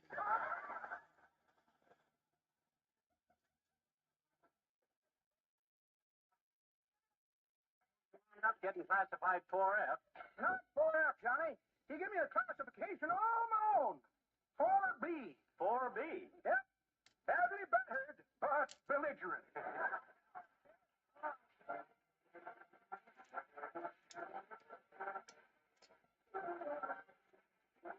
The King's Men and Chattanooga Choo-Choo. Leaving New York on Track 29. Sunshine Limited. Check your baggage. Bound for Washington. Going no. Nashville. Chattanooga. Apartment boy. Chattanooga Choo-Choo. Track 29. Boys, you can give me a shot. I can afford to board the Chattanooga Choo-Choo. Got my fare, and just a trifle to spare. You leave the Pennsylvania station about 3:45. You read a magazine, and then you're in Baltimore. Finer than to have your ham and eggs in Carolina. When you hear the whistle blow into the bar, then you know the Tennessee is not very far. Chattanooga, there you are.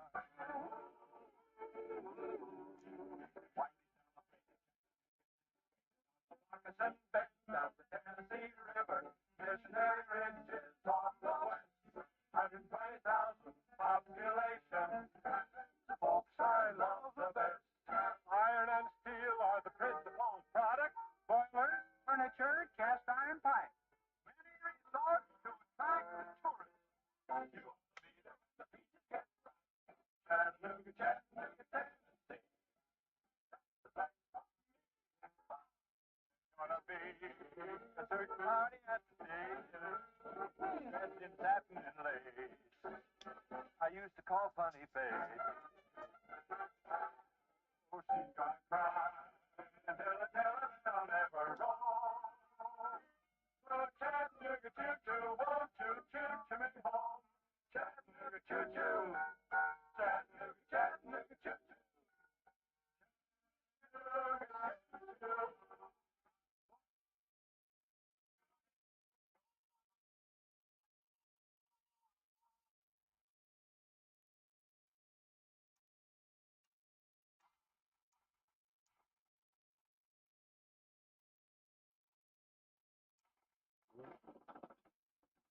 Rats of luck. Whoever closed this house up when we left for the movie, you sure locked the windows tight, kiddo. Practicing to be a burglar, McGee?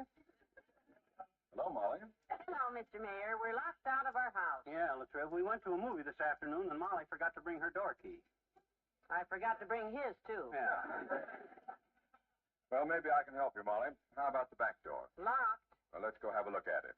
I carry an old-fashioned door key on my ring, sort of a skeleton key. You'd be surprised how many different locks it will open. Wonderful. I hope it works. Yeah, where'd you learn about locks, Latriv? You a Yale man, boy?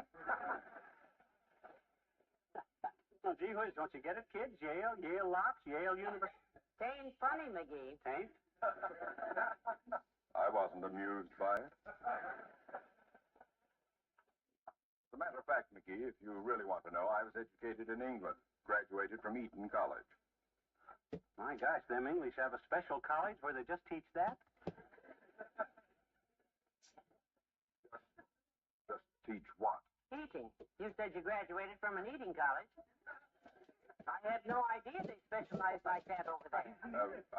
I'm afraid you misunderstood me, Molly. You see, Eton College is a famous English school. Gee whiz, what'll he think of next? I've heard of business college and barber college, but an Eton College is a new one on me.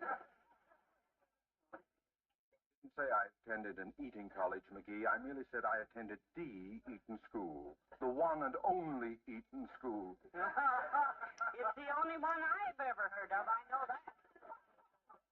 Yeah, me too.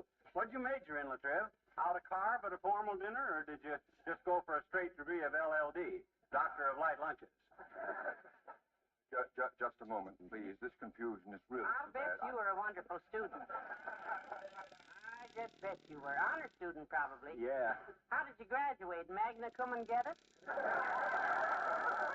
Yes.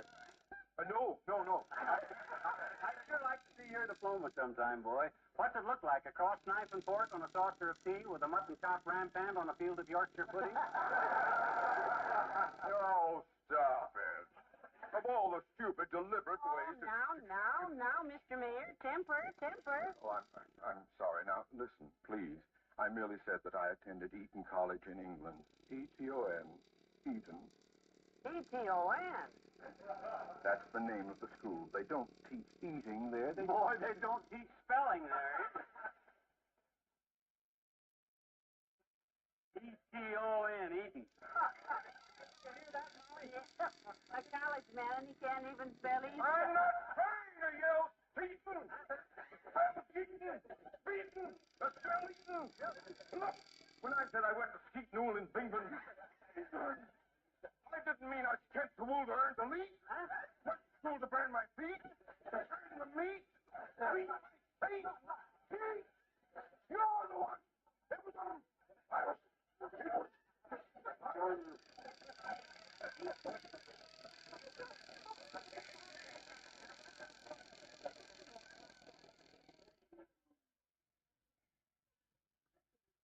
McGee?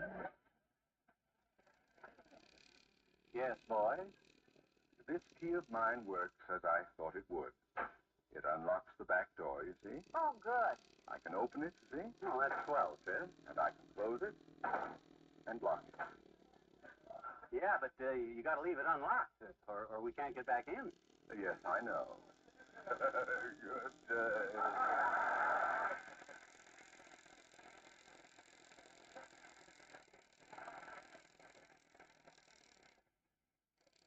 Well, if that isn't a fine attitude. Try to be nice to people and Yeah, have a just nice... because he went to Eton School, he takes it on the lamp. Well, I guess I'll just have to I bust the guess window. you will. Yeah, Might as well be this one here you'll break, I guess. The pantry one. that's a good one. I've got to get inside and start dinner because I can't... Okay, here goes. Oh. Reach in and unlock it now. I got it. Think you can get through there all right? It's a little small. Well, give me a leg up. There. That's it. I'll get my head and shoulders through first. You want me to push? Yeah.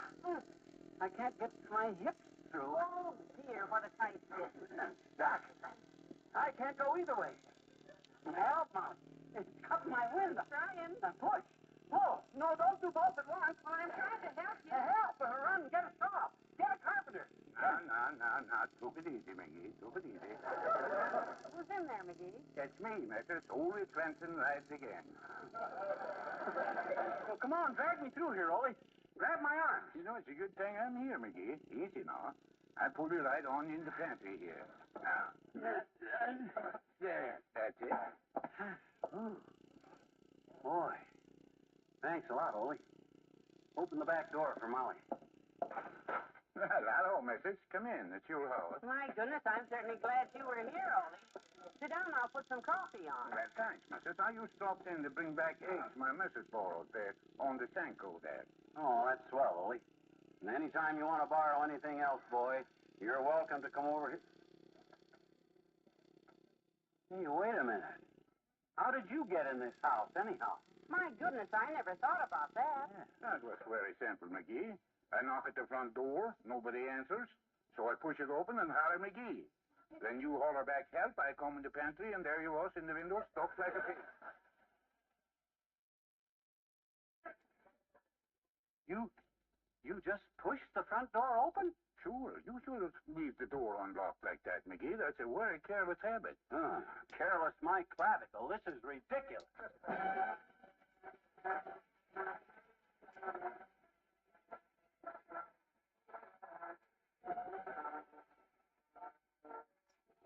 Fibber and Molly return in a moment.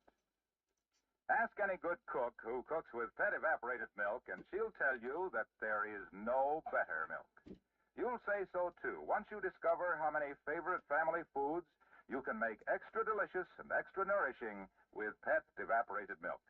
Whatever you use it in, from cream pies to puddings, from casserole meals to cake frosting, pet milk makes a wonderful and noticeable difference. It's bound to, because there's a difference in the milk itself. You see, pet milk is actually more than twice as rich as ordinary bottled milk, because more than half the water has been removed by evaporation. By removing that much water, all the richness, all the natural goodness that's in a full quart of good, sweet country milk is concentrated in just a pint of pet evaporated milk. That's right.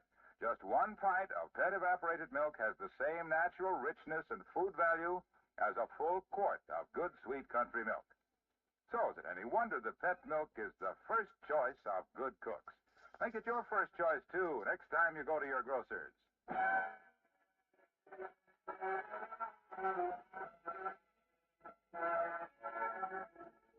And anytime we can pull you out of a window, Ole, you just let us know, huh? That's okay, McGee.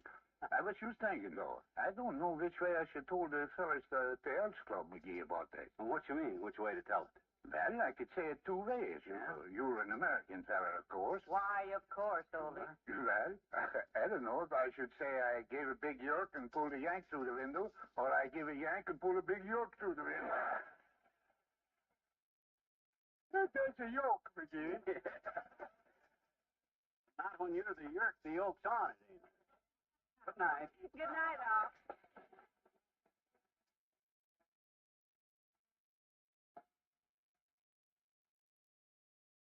The first evaporated milk, pet milk, brings you Fibber McGee and Molly each week at this time. Be with us again next Tuesday night, won't you?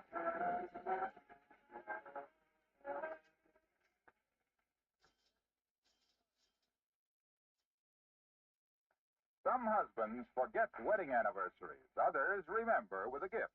But Jim Carter spends time on his wedding anniversary buying a present for someone else's wife. It all happens in the Story of the Week next Saturday morning on Pet Milk's Mary Lee Taylor program. Be sure to listen. In addition to a wonderful story, you'll hear the special recipe of the week for a tasty, easy-to-fix one-dish meal, Frankfurter corn bake. Don't miss the Story of the Week and the Recipe of the Week on next Saturday morning's Mary Lee Taylor program, coming your way on NBC.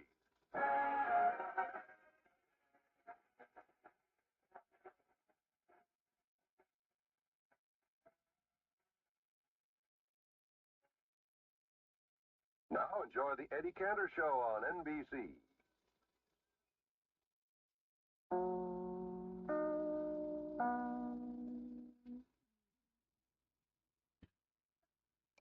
The Pet Milk Program with Fibber McGee and Molly.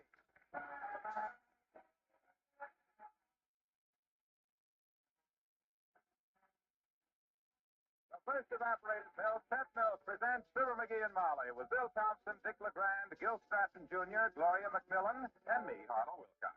The show is written by Phil Leslie and Keith Fowler and directed by Max Hutto with music by the King's Band and Billy Mills Orchestra.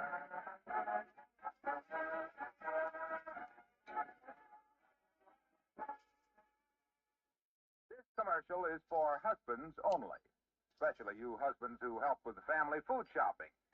When your wife isn't along to sort of keep an eye on you, I know it's a temptation to reach for this and that and not pay too much attention to the list she gave you.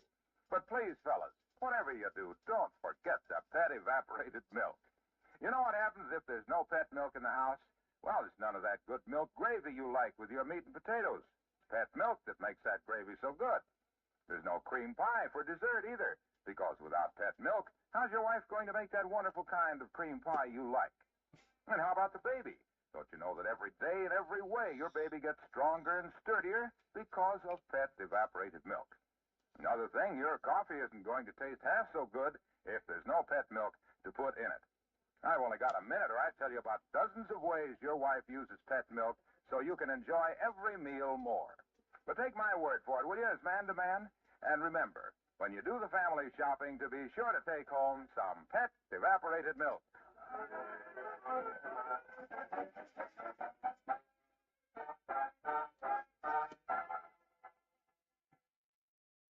The sad tale we're about to hear concerns a young girl neighbor of the McGees who's in love with a soda jerk. She's brought her problem to Mrs. McGee, whose own little problem is out of the room right now. As we join Fibber McGee and Molly.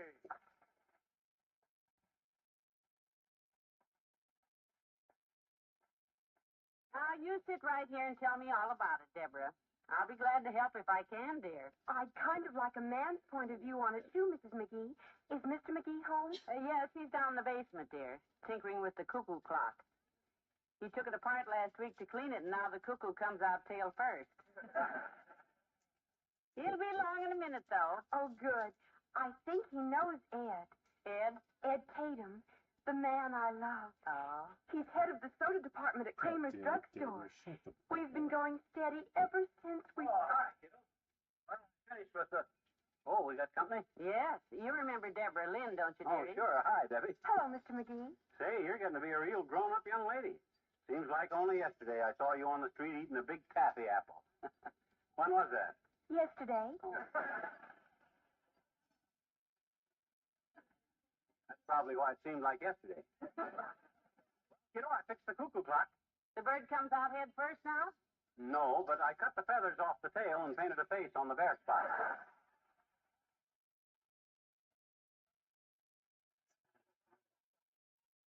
Not that way. Must be very attractive. McGee, Deborah came over to discuss a personal problem with us. Oh? Yeah. It's about Ed Tatum, who works at Kramer's drugstore. I believe you know him. Oh, sure I do. As nice a kid as ever gave me raspberry ice cream when I asked for potassium. What's Ed done? Nothing, and that's the trouble. We've been going steady, but he always seems so cold. My gosh, what boy wouldn't when he spends half the day with his head stuck in an ice cream freezer? I mean, he's indifferent. I'm crazy about Ed, and I'd like to be his wife if he'd ask me, but he never mentions the subject. Well, maybe it would help if you gave him a little hint.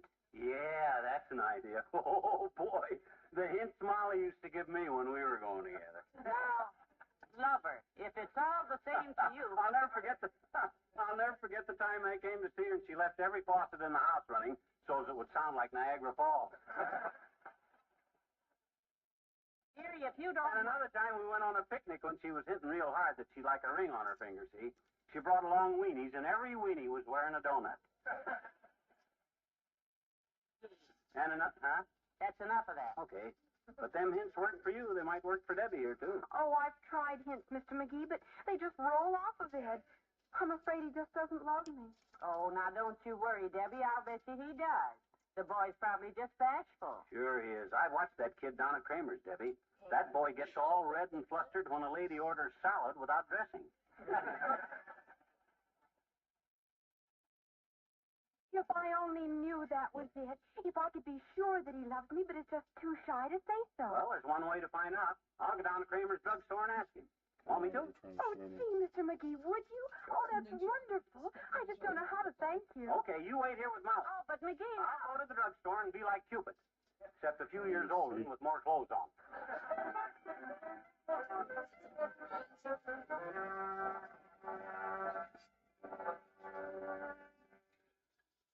Hello, Mr. McGee.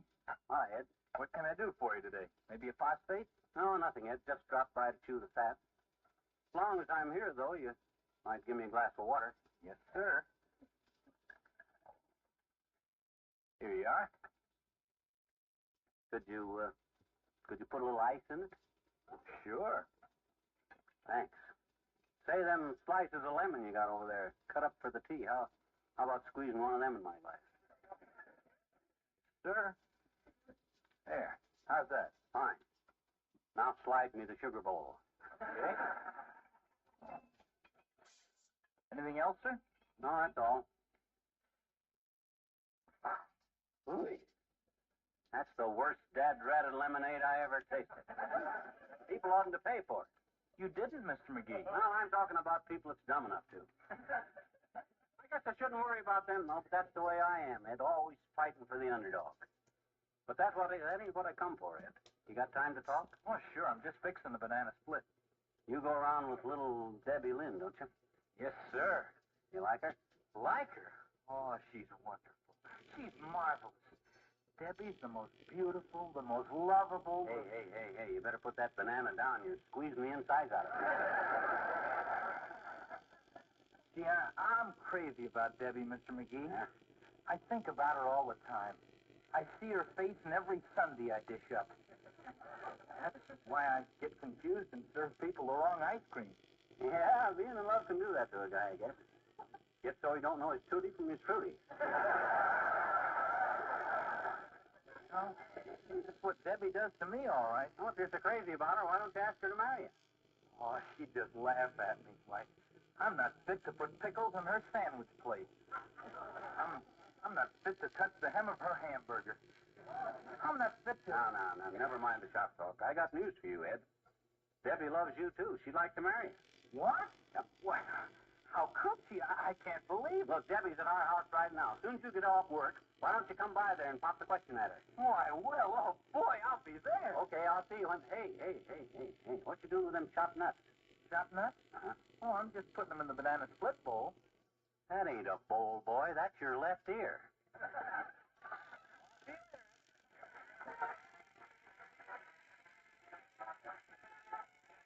Billy Mills, New York, Grand Central Station.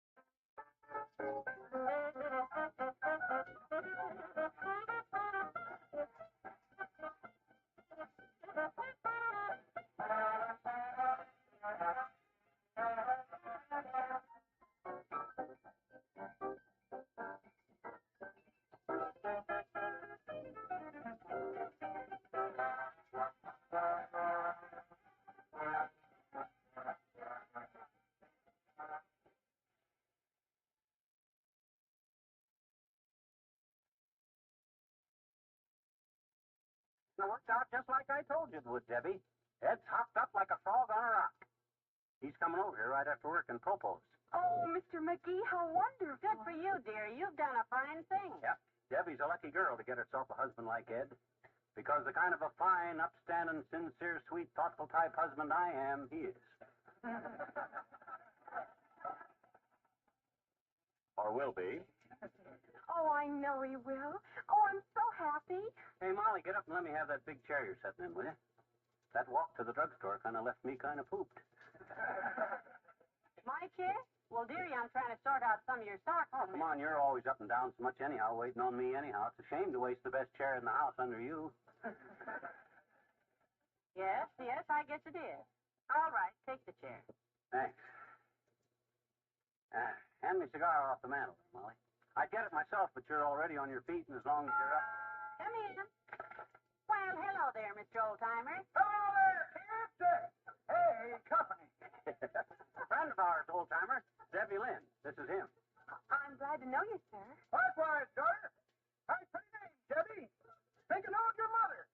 Was she a beetle horse from Arkansas? No, Mother was a Barton. That's right, Jezebel Barton. Knows her very well. She used to be a gun runner for the Confederate cavalry. Gosh, Debbie's mother wasn't even around in them days. Oh, this girl wasn't around either, Johnny. She was more of a square. I was saying to Bessie just today. Oh, Bessie, how is she these days? Oh, Bessie's fine, daughter. Sharp as a tack and just as flat-headed. We was down at Kramer's drugstore a while ago having a soda. Kramer? At the soda fountain? Yep. Nice young fella waited on us there. Tall boy with a far-away look in his eye and one ear full of chopped nuts.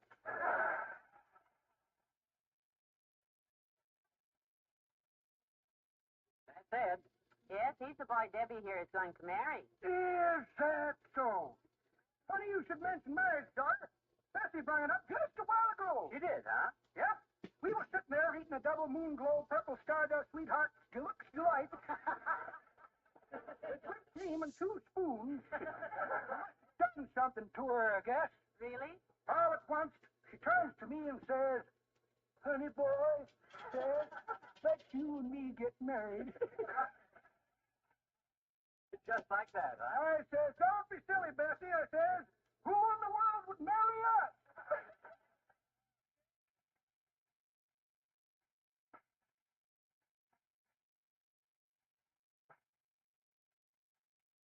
He's very, nice, isn't he? Yeah, he's fine if you can stand him. Shove that sofa pillow under my heels here, will you, Molly? This coffee table's kind of hard under my feet. Oh, McGee, now that doesn't look very nice. Hand me the paper, kiddo. Where is it? Where is it? Gee whiz, how should I know? It was wherever I left it when I went downtown. You're the housekeeper here, you know. I haven't seen it since breakfast when you were hiding behind it as usual. Does Mr. McGee always read the paper at the breakfast table, Mrs. McGee? Always. Always. If I were asked to describe how my husband looks in the morning, I'd say he has a broad white face with freckles that spell out taxes to be increased. Well, I bet when Ed wants his morning paper, Debbie will run all over the house like frantic looking for it. Well, I do want to be a good wife to him. Well, as soon as you're married, of course, Debbie, the first thing you got to do is let him know who's boss. Him. Well, you all. Oh, just a minute, boss. Come in. Hello, Molly. Hi, pal. Come in, Mr. Wilcox. Hello, Hilo. I'd like you to meet our little friend, Deborah Lynn. Deborah, this is Mr. Wilcox. Happy to meet you, Mr. Wilcox. Well, glad to know you, Miss Lynn. I've heard a lot about you from Ed down at Kramer's drugstore. Yeah, and I'm the guy that he brought the kids together, Junior. They're engaged practicals. They will be soon. I'll bet Ed runs all the way here from work with his heart in his little hot hand. Ah, that's wonderful, Debbie. I can just picture your wedding day. What an exciting moment when the bride and groom come home for the first time to their little cottage. Oh, The happy young husband steps across the threshold. In his arms, he carries his radiant bride. Oh, sure. And in her arms, she carries a case of pet evaporated milk. Right. gee, I thought a bride always carried a bouquet. Ah, not a clever bride like you, Debbie. You're bright enough to know that the greatest assurance of a happy married life is plenty of well-cooked food. Well. And the finest foods are those cooked with pet milk. After all, you couldn't cook a bouquet. You know, you got a point there, Junior. Why don't you put your hat back on it and go home?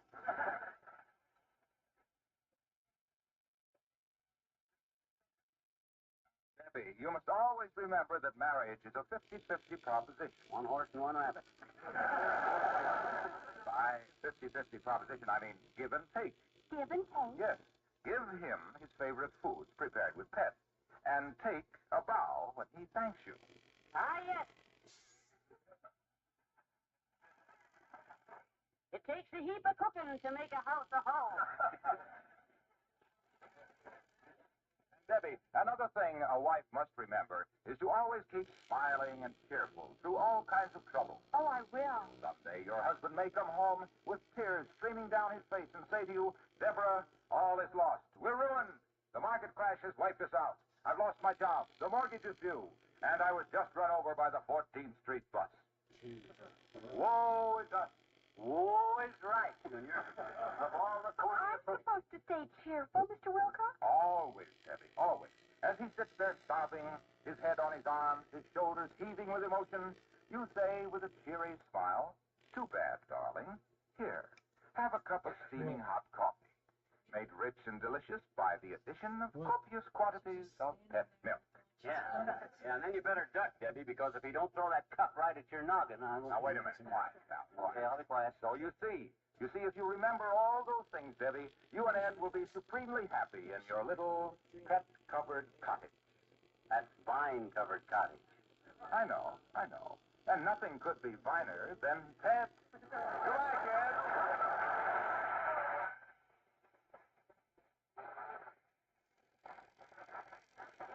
Brother, clear from left field. He seems to know a lot about marriage, Mrs. McGee. Has he been married long? No, Mr. Wilcox knows a lot of girls, Debbie, but so far he hasn't been able to make up his mind. Yeah, he reminds me of a guy I knew back in Peoria. I ever tell you about that, Molly, about Clyde Reeder's romance with the Slade twins, Ada and Ida? You never did. Well, sit down, kids, and I will. You see, Clyde Reeder couldn't decide whether he wanted Ada for his bride or Ida for his bride because Ada was beside her. You couldn't tell Ada from Ida. If Clyde glowed with pride at the lovely picture Ada made, it turned out to be Ida Slade instead of Ada Slade. Clyde tried and tried to divide Ada from Ida, but when he called Ida Ada, it dismayed her, and when he called Ada Ida, it annoyed her. I'd like to saw that. Without being rude or crude, he even watched the way they chewed their food, but that didn't work because Ada chewed like Ida chewed. The more Clyde wooed, the more he proved about the life he'd lead. If he made Ida his bride because might decide when the knot was tied that he should have pursued Ada because her Mrs. Rita instead of Ida. Yeah, I see. But Clyde paid no heed to the tears that flowed, for he knew if he stayed, his love would fade and never succeed. So he denied Ida and defied Ada and went to Nevada and married a Swede named Hilda McGillicuddy.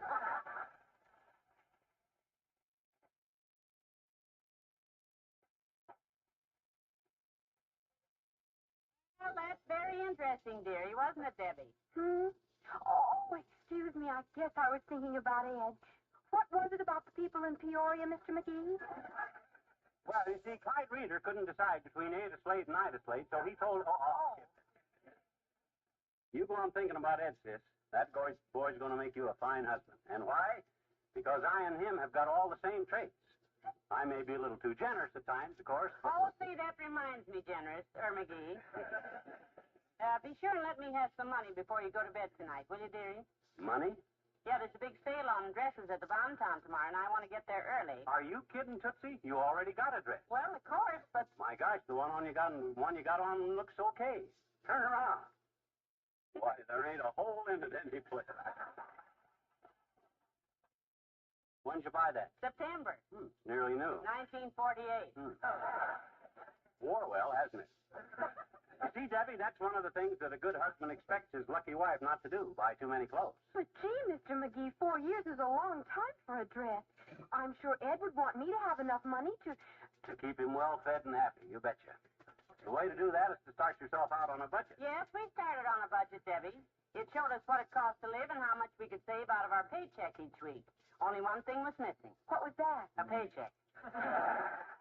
I can show you the very budget book we started out with, sis.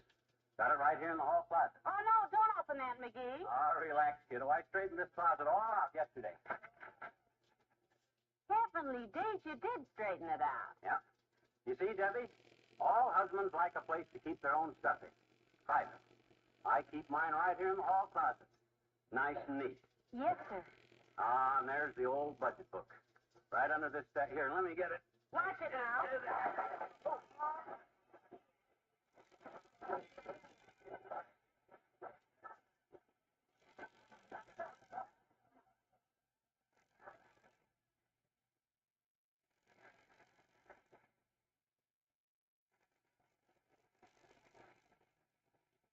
There it is. Butter, 12 cents a pound. Loaf of bread, 5 cents. Round steak, 15 cents. Liver for the cat, no charge.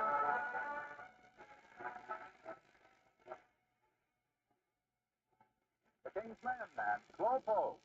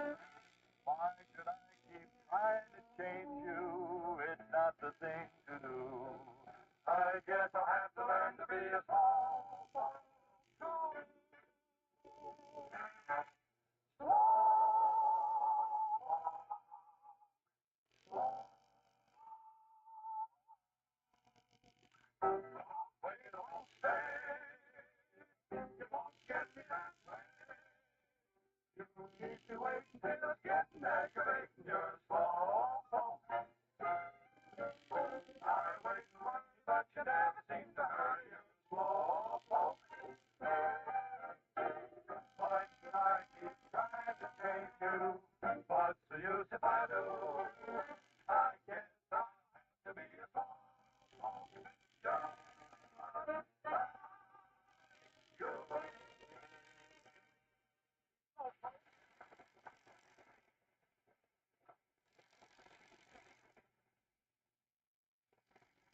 Put everything back in the closet okay, Molly? Get it all straight? Yes, Master? This is a great life you're heading for, Debbie. You and Ed. Yes, sir. You kids will be happier than pigs in a puddle. Anything he wants to know about being a husband, I'll tell him. And where are you going? I think I'll go get a drink of water. My throat is dry. Just help yourself, dear. My, she's nervous. Yeah, we're just excited. This is a pretty wonderful day in her life, Molly. And you know something? Yeah? Gives me a kind of a warm feeling to be the one that brings those two young lovers together. To know that I have been chose as the instrument of fate. Sort of a blunt instrument. Why, then, kids will... Uh-oh, is this him? Is this Ed? No, looks like Ole. Come in. Oh, hello, Ole. Well, hello, Mrs. Hi, McGee. Hi, Ole. Stick around for the excitement, boy. Young Ed Tatum is on his way over here to propose any minute. Oh, is that so? Yeah. Well, I hope you two will be very happy to get him, McGee. Wait a minute. Who does he propose to? You, Mrs.? No, little Debbie Lynn, Ole. She's out in the kitchen. Himself here's playing Cupid. Sit down, Ole. Oh, I can't stay, Mrs. You see, my missus telling me to ask you what about the little party at our house. Party? Oh, that reminds me, Molly. Ole's wife told me to tell you that you're invited to a party at her house last night. Well, thank you very much. My goodness, Ole, this is the first I heard of it. Tell her I'm sorry. Well, that's too bad, Mrs. And for you, McGee, I give you some good advice. Advice? Don't mess around with other people's love lives. What you mean? Look, McGoose, there's only one word I know of that rhymes with Cupid. It starts with a S, and believe me, it ain't smart fella either. So long.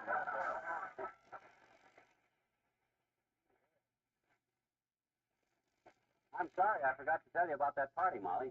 But you wouldn't have had any fun there anyhow without me. It was just women. I know. Debbie, don't look so distressed.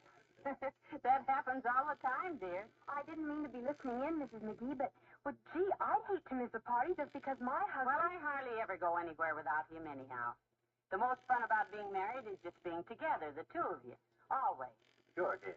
Oh, I know. If Ed'll just stay close to me. Like tonight. Now, McGee and I haven't anything planned at all. And I'm looking forward to just sitting here in front of the fire, popping some popcorn. Oh, not tonight, Tootsie. I can't pop popcorn tonight. I got to go bowling tonight. That was last night. I sat here all alone. Yeah, but we wound up in a tie, so we're going to bowl it off tonight. Yeah, I'm Doc Campbell. Oh. This is it, Debbie. This is him. Come in, Eddie. Hello, Eddie. Come in.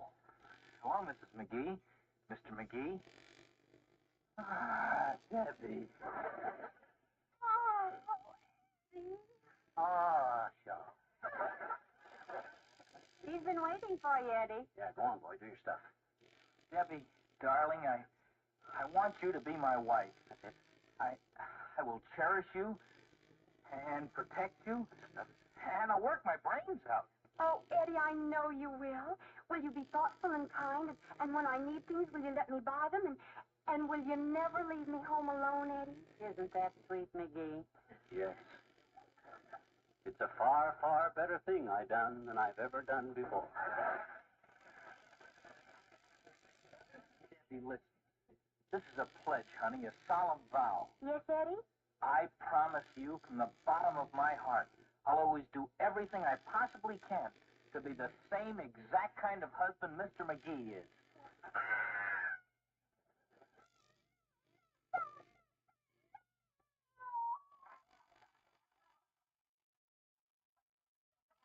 What's wrong with her? I don't know. It must have been something she had.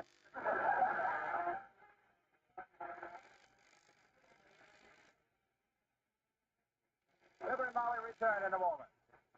You know, a woman spends half her life in the kitchen just to fix the kind of food her husband and youngsters like best. She's not thinking of herself, she's thinking of them. Well, now the pet milk people understand this, and to be helpful, on every tall can of pet evaporated milk, they print a husband-tested recipe right on the label. Every recipe on a pet milk label is first tried in homes like yours to be sure the result is pleasing to the family. And that's just one extra you get when you get pet evaporated milk. You also get extra richness because pet milk is good, sweet country milk concentrated to double richness by evaporation. You get extra convenience, too, because pet milk stays good and sweet in those handy sealed cans. So if you like, you can buy a month's supply at a time. Extra economy is another advantage, for pet milk costs less generally than any other form of whole milk. Yes, pet milk helps you fix the foods your family likes best and save money, too.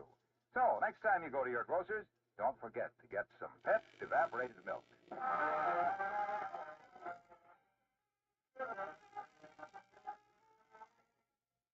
See, Deborah, Ed will look just as wonderful to you as Mr. McGee does to me. I know he will, Mrs. McGee.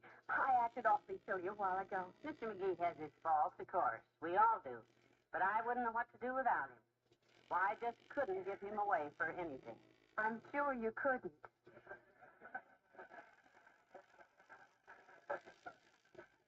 I know Ed and I will be so happy.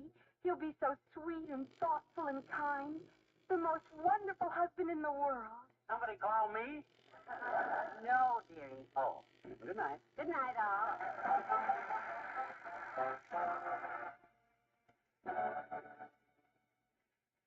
The first evaporated milk, pet milk, brings you Fibber McGee and Molly each week at this time. Be with us again next Tuesday night, won't you?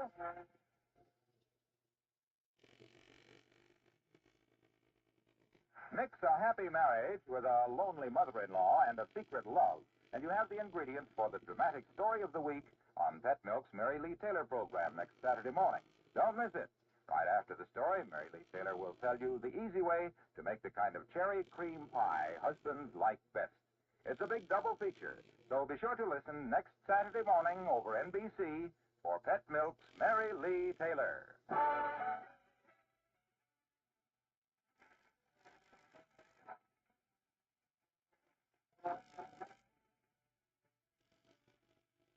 Now enjoy the Eddie Cantor Show on NBC.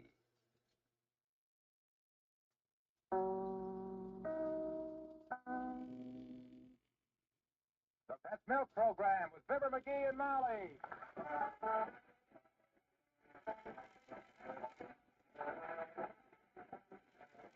The first evaporated milk, Pet Milk, presents Fibber McGee and Molly with Bill Thompson, Gail Gordon, Arthur Q. Bryan, Dick LeGrand, Ed Begley, and me, Harlow Wilcox.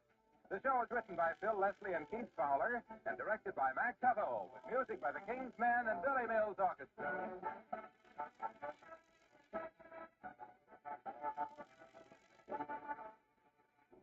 Maybe you think 13's an unlucky number. But down in Galveston, Texas, there's a happy family that knows 13 is a mighty lucky number. You see, 13 years ago last Friday, 4 extremely tiny, delicate babies were born to Mr. and Mrs. Badgett of Galveston. So tiny and delicate, the Badgetts wondered if all 4 would live. Well, you should see Joan, Joyce, Jeanette, and Geraldine now. They're pretty as a picture, happy and healthy as can be. And one big reason is, almost from the day of their birth, they've had the nutritional benefits of Pet's evaporated milk. Yes, from infancy right on through to teenage, Pet milk has helped the Badgett girls grow and develop into sturdy, happy youngsters with good, sound teeth, strong, straight bones, and a wonderful feeling of well-being. Well, everyone at Pet Milk is glad and proud to have had some part in making February 1st a very happy 13th birthday for the Badgetts.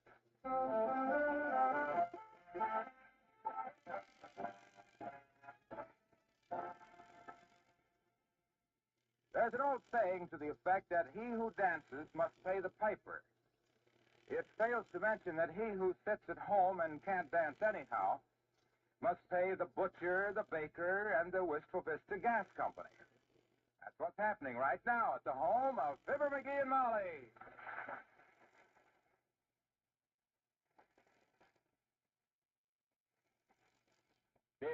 Bills. These dad-ratted monthly bills take all the fun out of living, Molly. If you can call this living. Well, now, don't let it throw you, dearie. Yeah. We're not the only ones with bills to pay. Everybody's in the same boat, you know. Yeah, and the boat always sails in the same direction, up the creek. Why, George, if there's anything I hate to pay for, it's after it's already used up. Well, after all, McGee, our creditors have to live too, you know. Not on my account, they don't. Here, look at this gas bill, $3.80. It's down a little. $3.80 for gas. What do they think I'm doing, inflating blimps for the Navy or something? My gosh, you think it's... Oh, pay it, dearie. Oh, sure. The last hassle you had with the gas company, I cooked in the fireplace for a week. 21 meals on my knees is enough to last me for a while. Don't worry, Tootsie, I'll pay it. I know when I'm stuck. I got so many knives between my shoulder blades now, I can't get my overcoat buttoned. There. Now that's one ready to go. How many more checks do you have to mail? One more, Tootsie. Good. Here's an envelope. Oh, thanks. As soon as I address this one, I'm... Oh, now look at that. My pen is dry. Where's the ink, kiddo? I gotta fill my pen. There isn't any ink. You used the last drop 2 weeks ago. Oh, how do you like that? Practically through, and now... Well, if you only have one more envelope to address, do it with a pencil. Oh, no. Not me. I got my pride, kiddo. I'm not going to let the guys that get these checks have the satisfaction of thinking they busted me down so low I can't even afford a bottle of ink.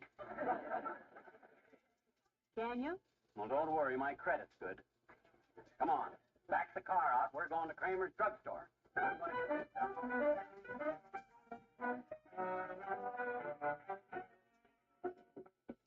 Now, let's not waste any time shopping here, Molly. I want to get that ink, get home, and get that last check mailed. Well, as long as we're down here, McGee, I do need... No time to shop now, Sissy. You know me. When I start something, I like to get it finished. No dilly-dally. Oh, hold it, hold it. I want to weigh myself. Give me a bobby pin, will you? Bobby pin? Your curls coming down? Come on, give me one. I'll show you how to use that instead of a penny. But, McGee, you shouldn't. Don't worry. I've been working the scales for years, Tootsie. Now, watch this. I just straighten the bobby pin out. Step on the scale. But what if Mr. You Kramer... can't see what I'm putting in it. I just stick the end of the bobby pin in the slot and... My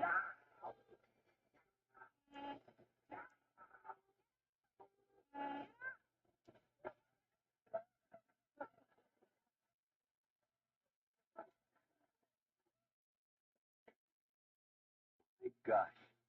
Of all the dirty, rotten tricks I ever... like to scare the... Oh, hi, Kramer. Had the scale wire since you were last here, McGee. Doesn't work on bobby pins anymore. Try a penny sometime.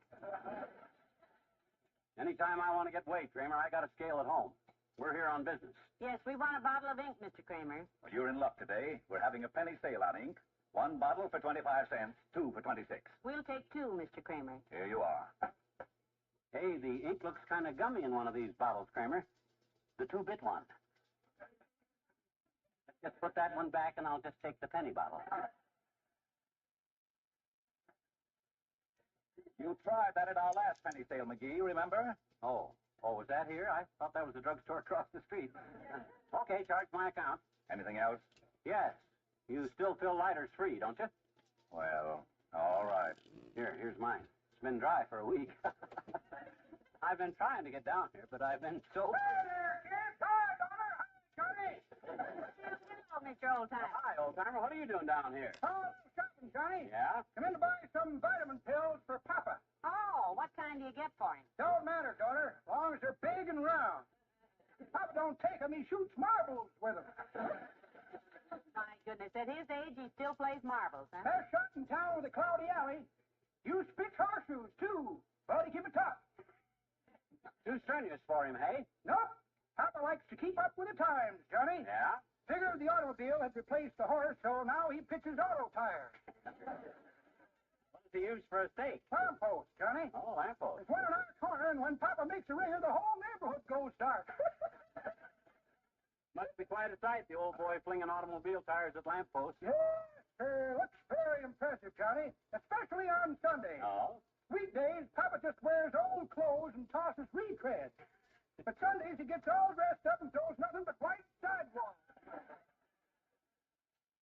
Well, now, isn't that a little undignified, Mr. Oldtimer? Oh, maybe, daughter, but Papa loves it. Makes some money, too, in a roundabout way. How?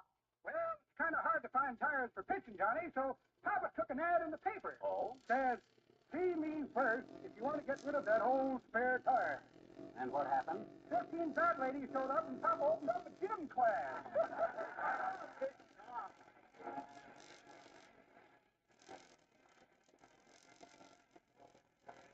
Billy Mills, the orchestra, and always.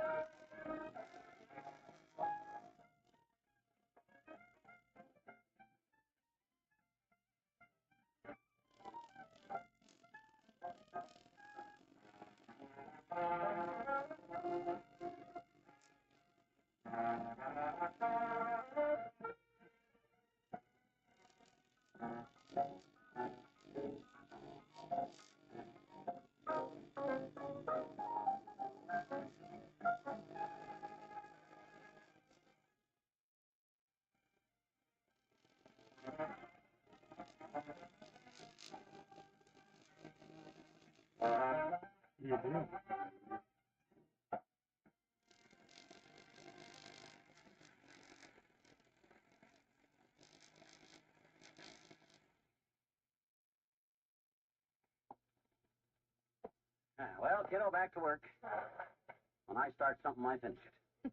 Hand me an envelope, and I'll get this last check ready to mail. There's an envelope in the desk drawer there. Wait, hold it first. I got to fill my fountain pen. Careful now. Don't get ink on your fingers. No, don't worry about me, Tootsie. Anytime I can't fill a pen without getting ink, hand me a towel. Use the blotter there. It's all over my fingers. That's what happens when you buy cheap ink from a guy like Kramer's drugstore. Yep. Come in.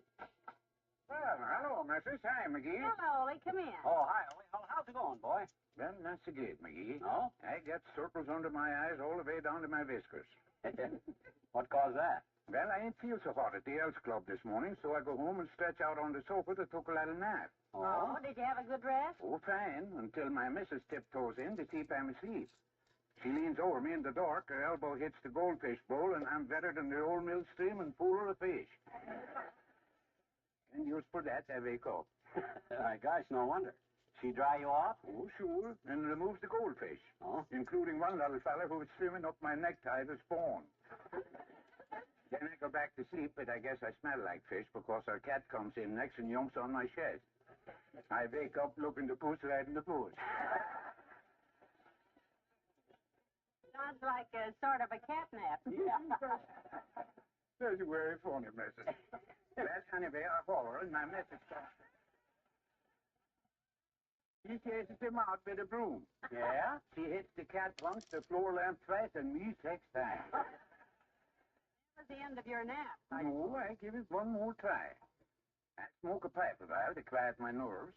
Then I knock it out and snooze again. Mm-hmm. This time I'm waked up by a very high hot foot. A high hot foot. Just below the hips.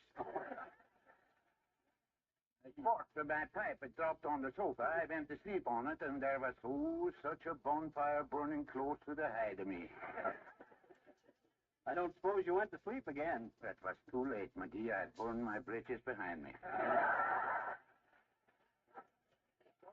Go down to there, Slope. I think I took a little nap in the coal bin. So long.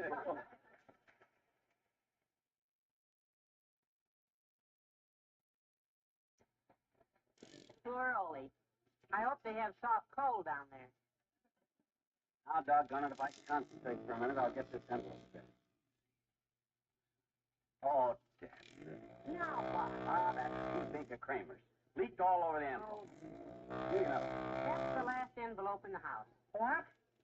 Oh, this isn't the most exact. By George, this thing ain't gonna lick me. Back the car out, Molly. Back to Kramer's drugstore.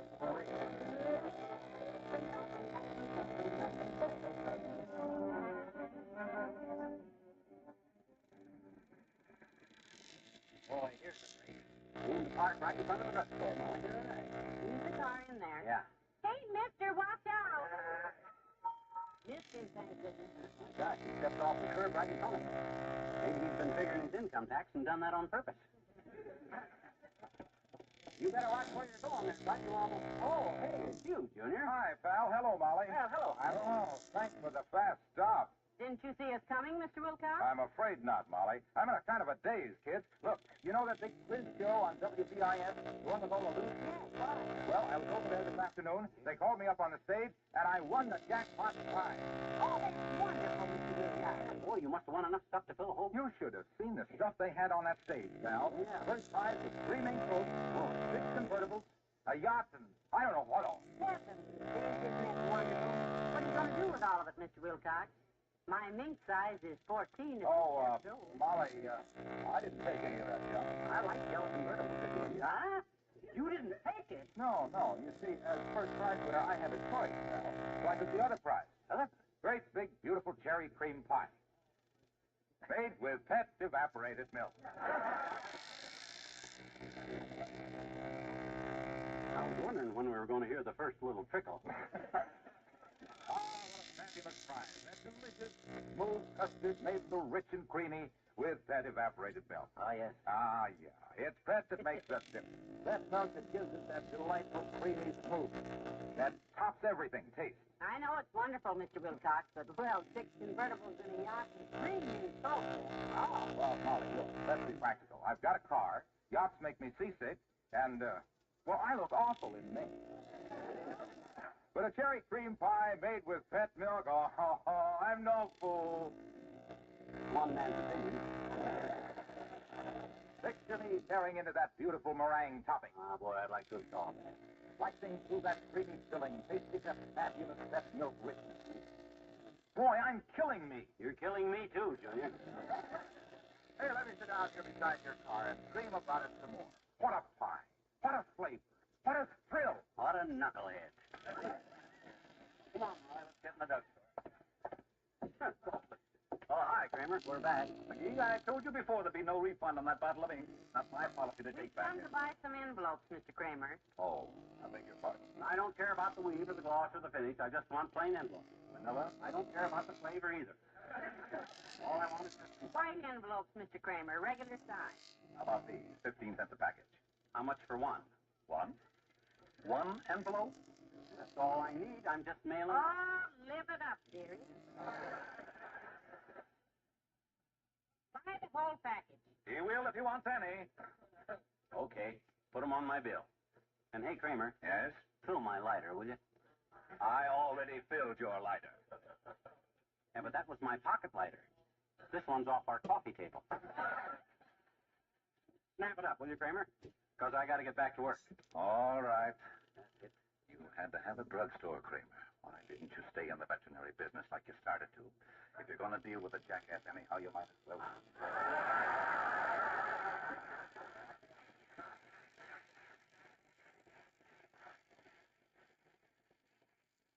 What was that he was saying, dearie? He said he'd fill it. I hope he hurries, too, on account of... Oh, hi, Latrivia. Oh, well, hello, Mr. Mayor. Nice to see you, Molly. Hello, McGee. What brings you down here, Latrivia? The squad car? As a matter of fact, yes. Oh. My own car is in the shop today, so I've been using a city car with a police chauffeur. I guess you're pretty busy these days, Mr. Mayor. Oh, extremely so, Molly. Meetings with the city council, paving contracts to study, setting up a new budget for the year. I've just been on a merry-go-round all day. Well, that's a heck of a way to run the city hall, boy. That's all I think. I beg your pardon, McGee? Spending all day on a merry-go-round. Which one do you go to, Mr. Mayor? The one down on Oak Street or the one... No. Just a minute. Please. I didn't... No wonder that budget of yours makes the taxpayers dizzy. If you make it out riding around on a merry-go-round all day, boy. I don't make anything out on a merry-go-round. Look, all I meant is that I've been terribly busy today. I've just been going around in circles. Well, of course you go around in circles on a merry-go-round, Mr. Mayor. If you find a merry-go-round that goes up and down, that's a Ferris wheel. Certainly. And if you think you can run this town from the top of a Ferris wheel, that's the worst political mess I ever heard of in all... I didn't say anything about a Ferris wheel. Who said anything about Ferris? Mr. Mayor, does the city council know about this? Does the council know how you spend your day? Well, of course they do.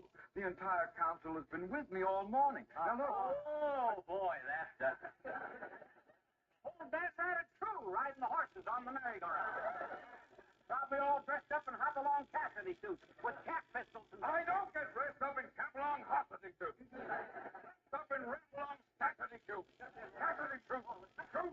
Look, when I said I'd been on a merry-go-round, goes round, hold down, I didn't think the county pistol on the Werris feel at all.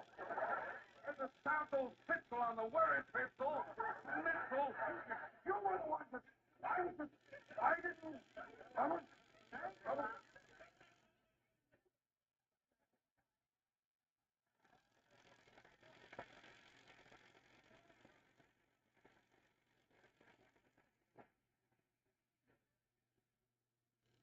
McGee?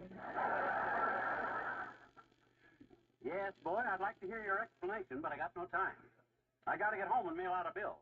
Our car's right out in front here. Oh, is that your car out there? The one with Wilcox sitting right beside it? Yeah.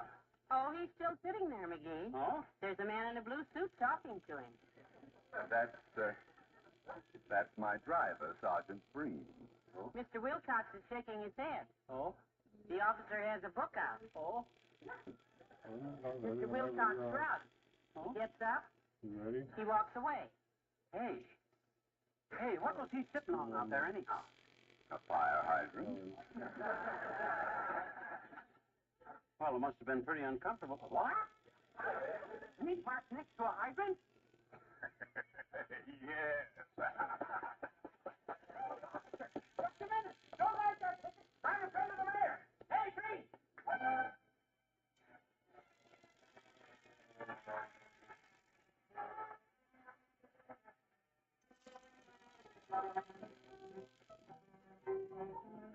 The King's Men and Marshmallow Moon.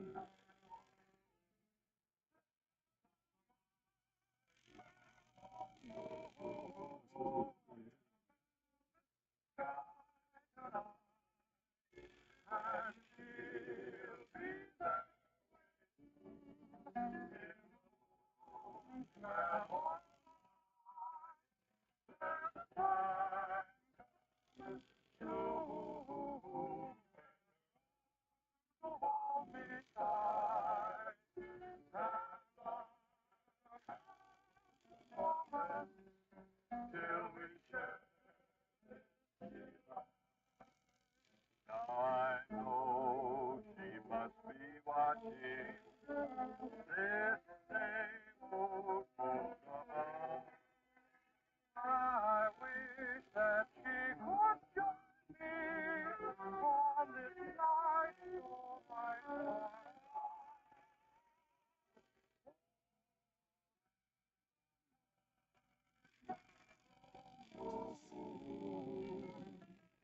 In the sky.